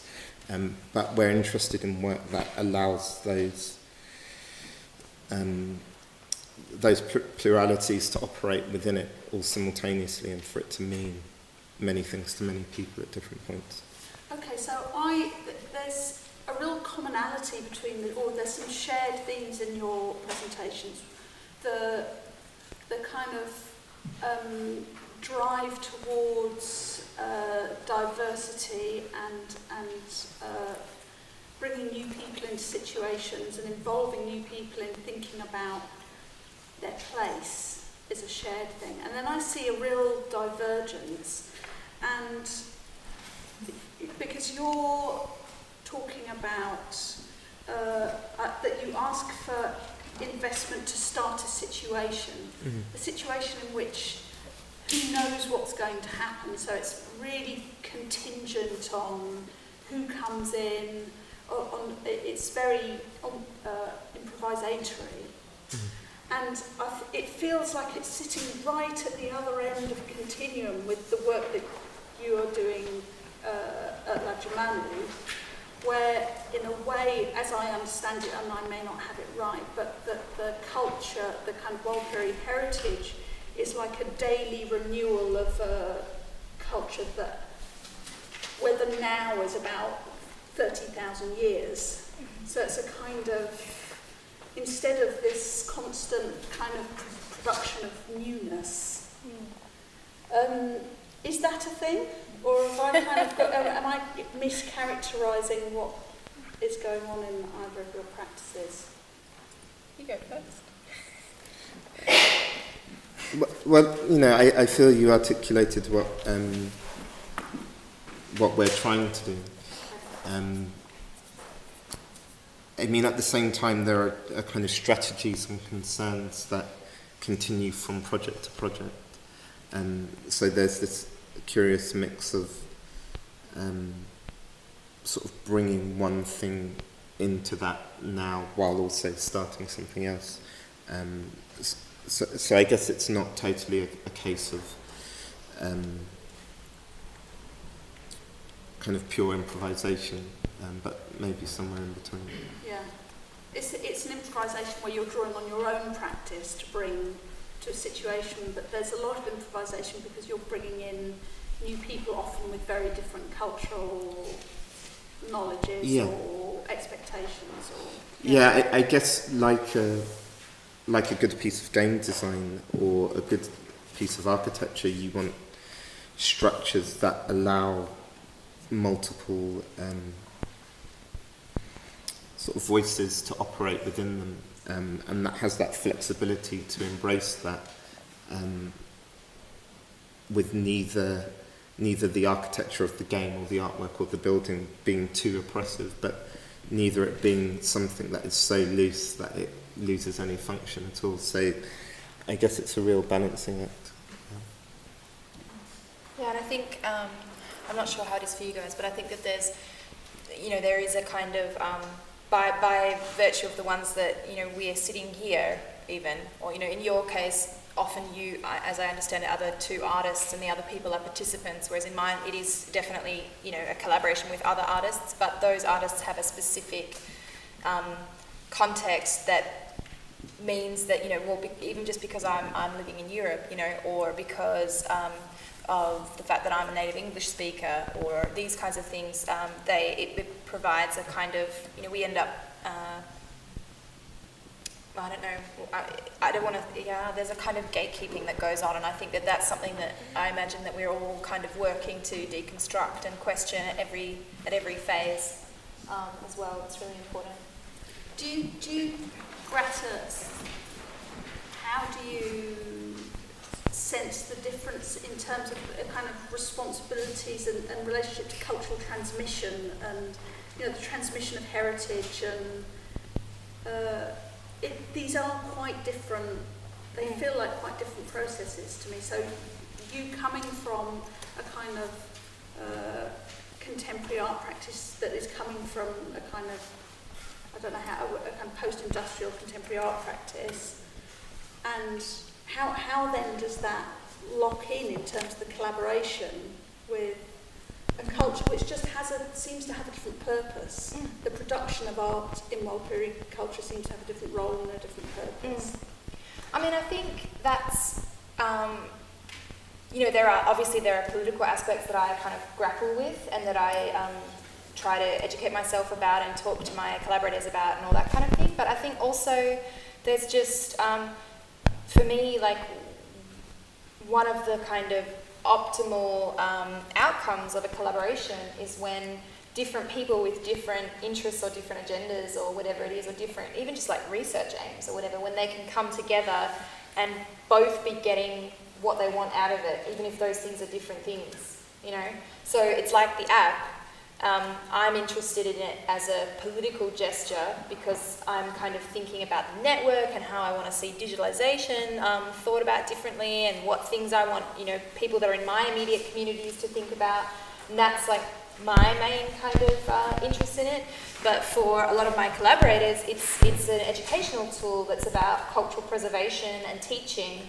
And both of those, and so this, I feel, you know, I think I'm really excited about it, and I know that the artists are really excited about it, and the community is excited about it, you know, elders, Lajamanu elders, in the sense that it fulfills all of our, or we hope that it will fulfill all of our aims, you know, and I think that that's really, like, we tend to think maybe that most things are a trade-off, you know, and it's a compromise in the sense of, okay, well, how much are you going to win and how much am I going to lose type of thing, but often, you know, you can have these win-win things, you know, and we just need to structure that in a specific way. And I think, you know, as a technology, digitalization can help us with that, you know, as can, you know, maybe this kind of way of collaborating is also can be considered a kind of technology that we are developing, you know, that we're looking for ways to interact with people that are similar and or different to ourselves, and how we can do that, you know,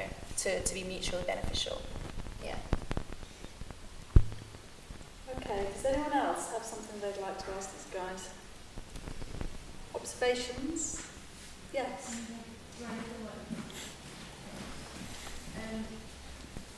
I was interested in your kind of mapping project that you did with South London Gallery.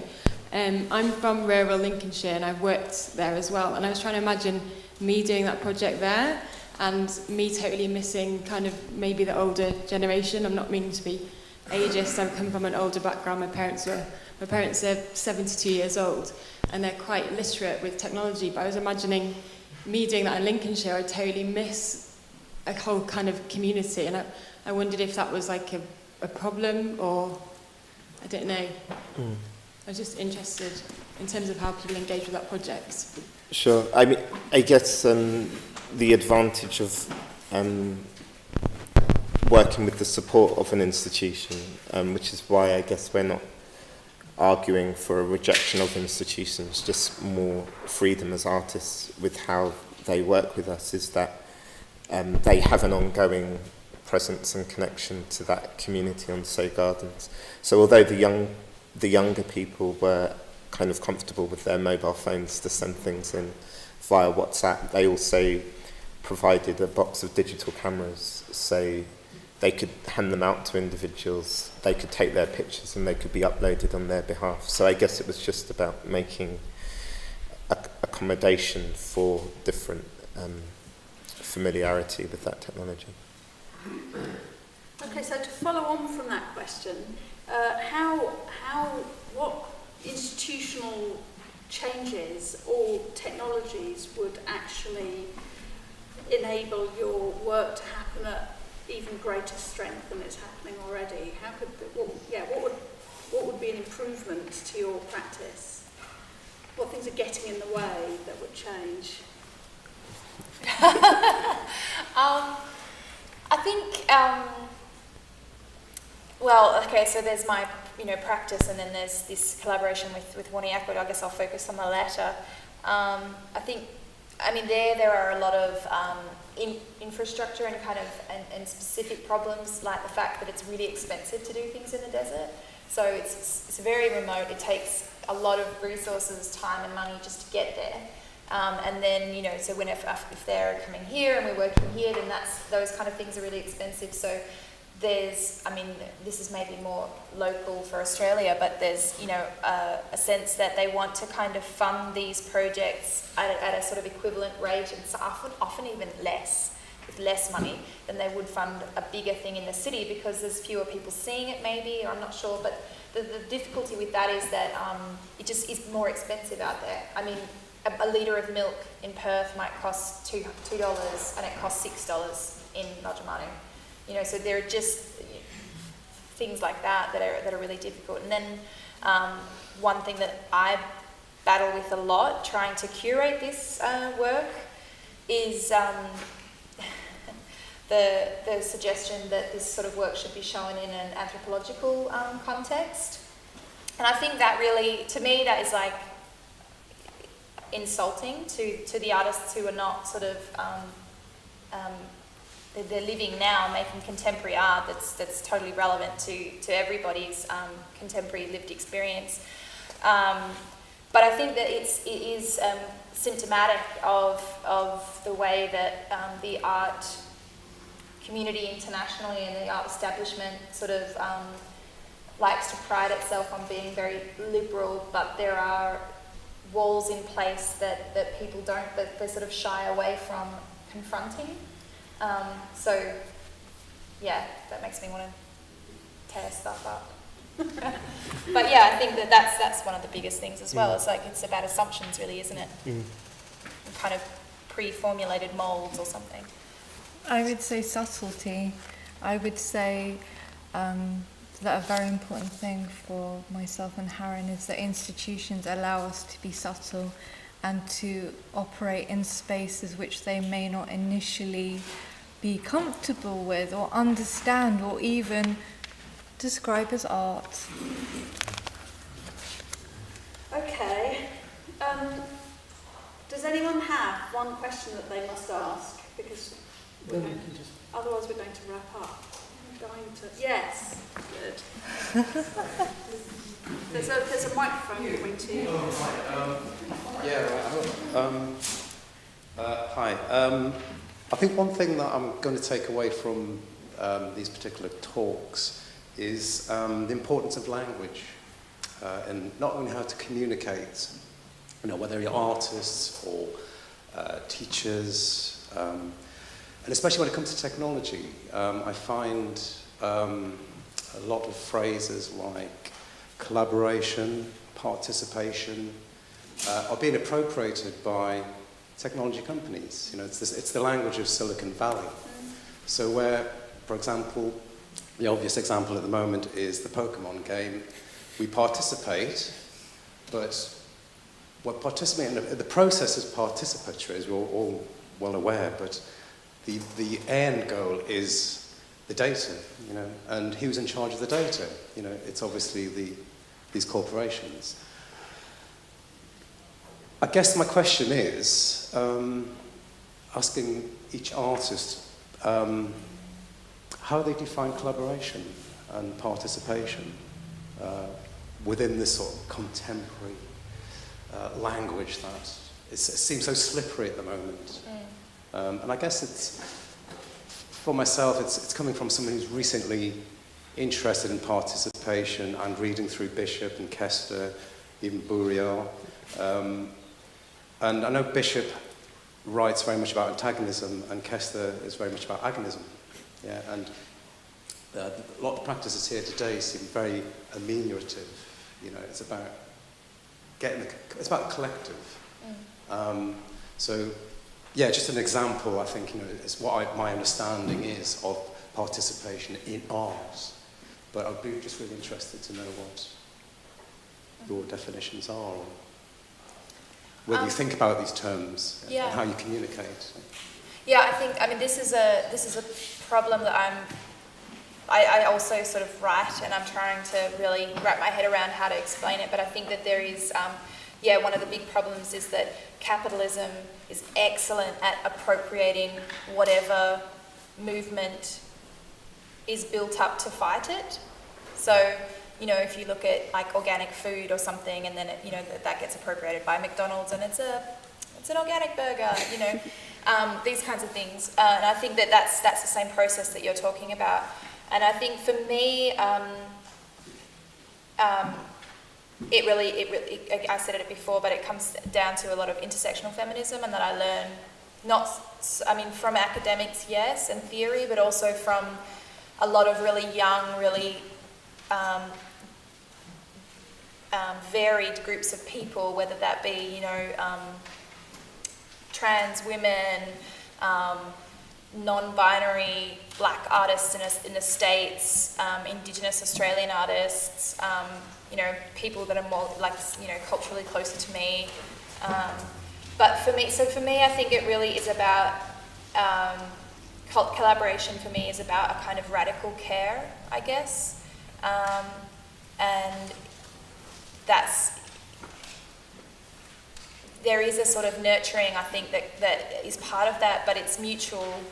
And it is about kinship. And I guess it's the points at which a kind of Indigenous system of kinship meets Donna Haraway, make kin, not babies. And that sort of, at that, wherever that space is, but located in the body and in the land. Thank you. What about you guys? That was really... Sorry! Thank you. Well, I guess it's always worth emphasising that participation is first and foremost cognitive and doesn't necessarily have to be physically based or an action. I guess the words have been flogged to death, and so it's really hard to use them now without trying to disentangle them from how they've been corporatised. But I guess I worry less about the terms themselves and more about what's actually happening.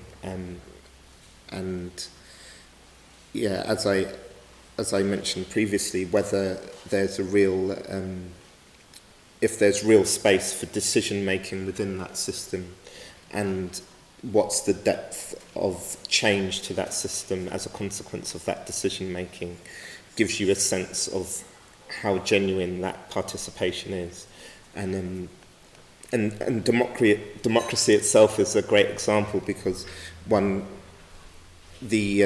our voting or not, to what degree does that change the conditions around us? And you could say democracy has died when you can, regardless of your vote, the system around you doesn't change. And so even though it has this definition, it's kind of lost its meaning connected to the original roots and intention of the word. I don't have anything further to say. That was a really great question to end on. Thank you very much. So we're going to wrap up now. Mark, do you want to say a few words? Or wrap up? Or... Yes, wrap up words. That's yours, so you have that one. I can go over there. Don't forget your memory.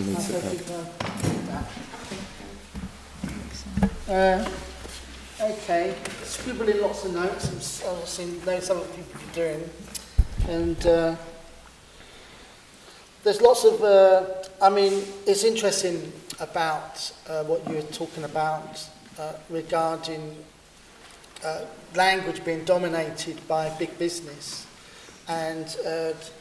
But in a sense, I think that's always happened, and it's not something to worry about. I don't think it's something that... I think people quite naturally find their own language with each other. And those languages could be words, or they could be different types of intimacies or different experiences, and even inventing new words together, like a lot of black culture in America with rap music is reclaimed its own dialogue and its own terms, and Captain Beefheart is a good example of a poet who completely rewrote poetry on top of blues rhythms. And punk culture, like we were talking about earlier, reclaimed a narrative where it can actually have a space for grassroots people to have a voice where they didn't think, you know, where they felt they had a place where they can have a kind of a context that meant something to them. And so I don't feel as suffocated or dominated by corporations, and I quite enjoy the push and pull of that relationship between being dominated and exploring what parts of myself and people that I know who are not dominated or are, because I just think that's part of the excitement of being alive, where you're finding out who you really are in comparison to something else. Because I just think if everything was really flat and everything was the same, you know, it would be very boring. So I quite like the idea that there is something that we can look at as a kind of that defines who we are on even though it's trying to define us, we do have the choice to define ourselves. We don't, you know, we're not completely incapable of making decisions. And that's kind of some of the, and that's why it's so good what you said, because I think that's kind of the narrative that was kind of going through the whole day. You're right there. I was going to bring something up. Sorry. And so I've written stuff down earlier. One thing I wrote was claiming the narrative, and I really found what Greta said about radical care quite interesting, and that I've never heard said in such a way, which I think needs more investigation. You know, that's really quite interesting because it goes beyond maybe what we know as a kind of traditional forms of care, which is normally from National Health Service, or, you know, maybe we need to find new dialogues around what care means to ourselves as people, and in an art world as well. You know, what does care look like in an art world? Is it just about people getting on their careers and looking at silly pictures that are meaningless? I mean, Mark, it's kind of interesting actually, the copy love image that I showed with the Godzilla sexy thing. One of the banners in the corner says in Spanish, radicalize care. Ah, so so it's actually... I don't speak Spanish. It's sank in. You speak the same language in a different way. And also, the word praxis came to mind. I'm sure you can say what praxis means in a better way than me. Do you want to say that? I put me on the spot. Well, I tend to. Well, for me, practice means something where you're being creative, but you're enacting. It's theory through practice. Yeah. So it's not just one thing or the other; it's both. So you're gaining knowledge through being creative, and I think that's what a strong connection between what everyone's doing. They're gaining knowledge by the act of creating, which I think is really interesting. And the other thing, what's DIWO, I thought was interesting about this. Yes, well, so here it's got, it enlarges artistic freedoms, uses the metaphors, tools, cultures and processes of digital and physical networks.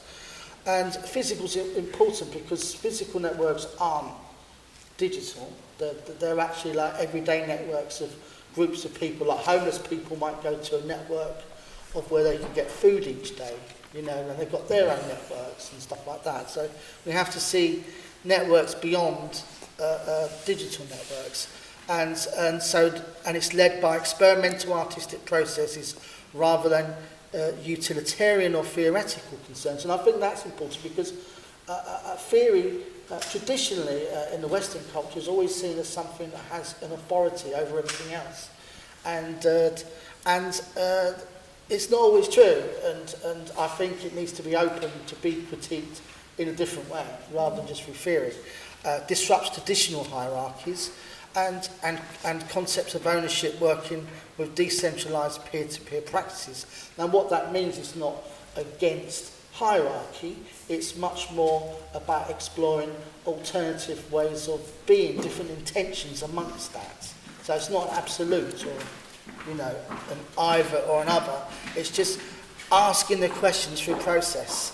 Then it involves diverse participants who are unwitting and active collaborators, which is kind of what you were exploring. Which and it is comes back to your point as well, that there's this kind of continuum of participation and collaboration. We just need to be alert to which of these things is going on. Yeah, I agree. Sorry, I agree with the comments you just made about process rather than definition. You know, I think, especially with the talk on the Bitcoin, I think it's impossible. I mean, I'll say I'm easy to reform the technology, but to actually explain that to someone, I think you have to actually explain through doing. You know, I think that's probably just a very simple nerve collaboration for me. Hence, do it with others. I don't mean that sexually. And, or it could be, but I don't mean that sexually. And generates unruly and provocative relationships between symbolic meanings and material effects. And so I would like to talk more about material effects briefly, but material effects is, for me, is about the materiality of life, where, which is, I think all of us here that have been presenting have been offering our own kind of, not vision, but our own kind of, we're bringing something to the table of what we've experienced as part of trying to find out what materiality means and how we can access it and explore it and reshape it. And that life is just as, you can change life like a shape just as much as you can as a work of art. And I think if you approach life as a work of art, you can get some interesting rewards out of that. And I think co-creates a new, freer art context for more and more diverse people. I think the most important thing, and out of that, is that the conversations that come out of that, what people like today, different people talking about different contexts and ideas, and you know, and bringing those different kinds of existences together and seeing what that looks like. And where that's part of the artwork. It might not literally mean art in a frame, but we're actively kind of standing on a kind of in a space where we're exploring an art context and what that looks like and what shapes are coming out of that. And so I just want to say again, and so what was interesting again was the art contexts moving beyond the individual, even though the individual is involved in that, and exploring interesting territories that previously had not been attended to. And when I say attended to, I think that's really important because there's so much that has been forgotten that needs attending to. And I think actually that's more valuable and more rich than a lot of what, say, the multinationals and the corporations assume or even tell us is rich. So that, and we know what that is, you know, love and food and drinking wine at night together or going for a walk or making art. These are things they can't buy off us. And I think these are the important things and more that actually we can incorporate an art context into reclaiming. And so, so it's not mainstream art, culture and similar Western canons have not been able to claim that from us. And I think that's good, and that's been built not just by revolution, that's been built by people just getting on well with each other, and which I think is always important. And so artists are exploring contemporary forms of solidarity with different groups of people, which makes it the part of the art where you're reclaiming new ideas, but you're actually bringing back in some of the old of what we feel. So we're not creating additional accelerationist technological process like contemporary futurists maybe with technology, and ignoring old stuff, because actually there's a lot of older stuff that needs to be looked at and looked after and tended to as part of that process. So it's not about, oh, you know, we're the future, we're special, we're fantastic, everything's new, blah, blah. We all know now that that's complete nonsense. And that's why everyone's here today. And that's that. So. And on that positive note, I'd like to thank everyone for being here and for your attention. It's been really great to have this conversation all with you. Thanks ever so much to Lotte and the team. Donna and the Wysing team for inviting us here to all get smarter together, hopefully. And yeah, thank you very much.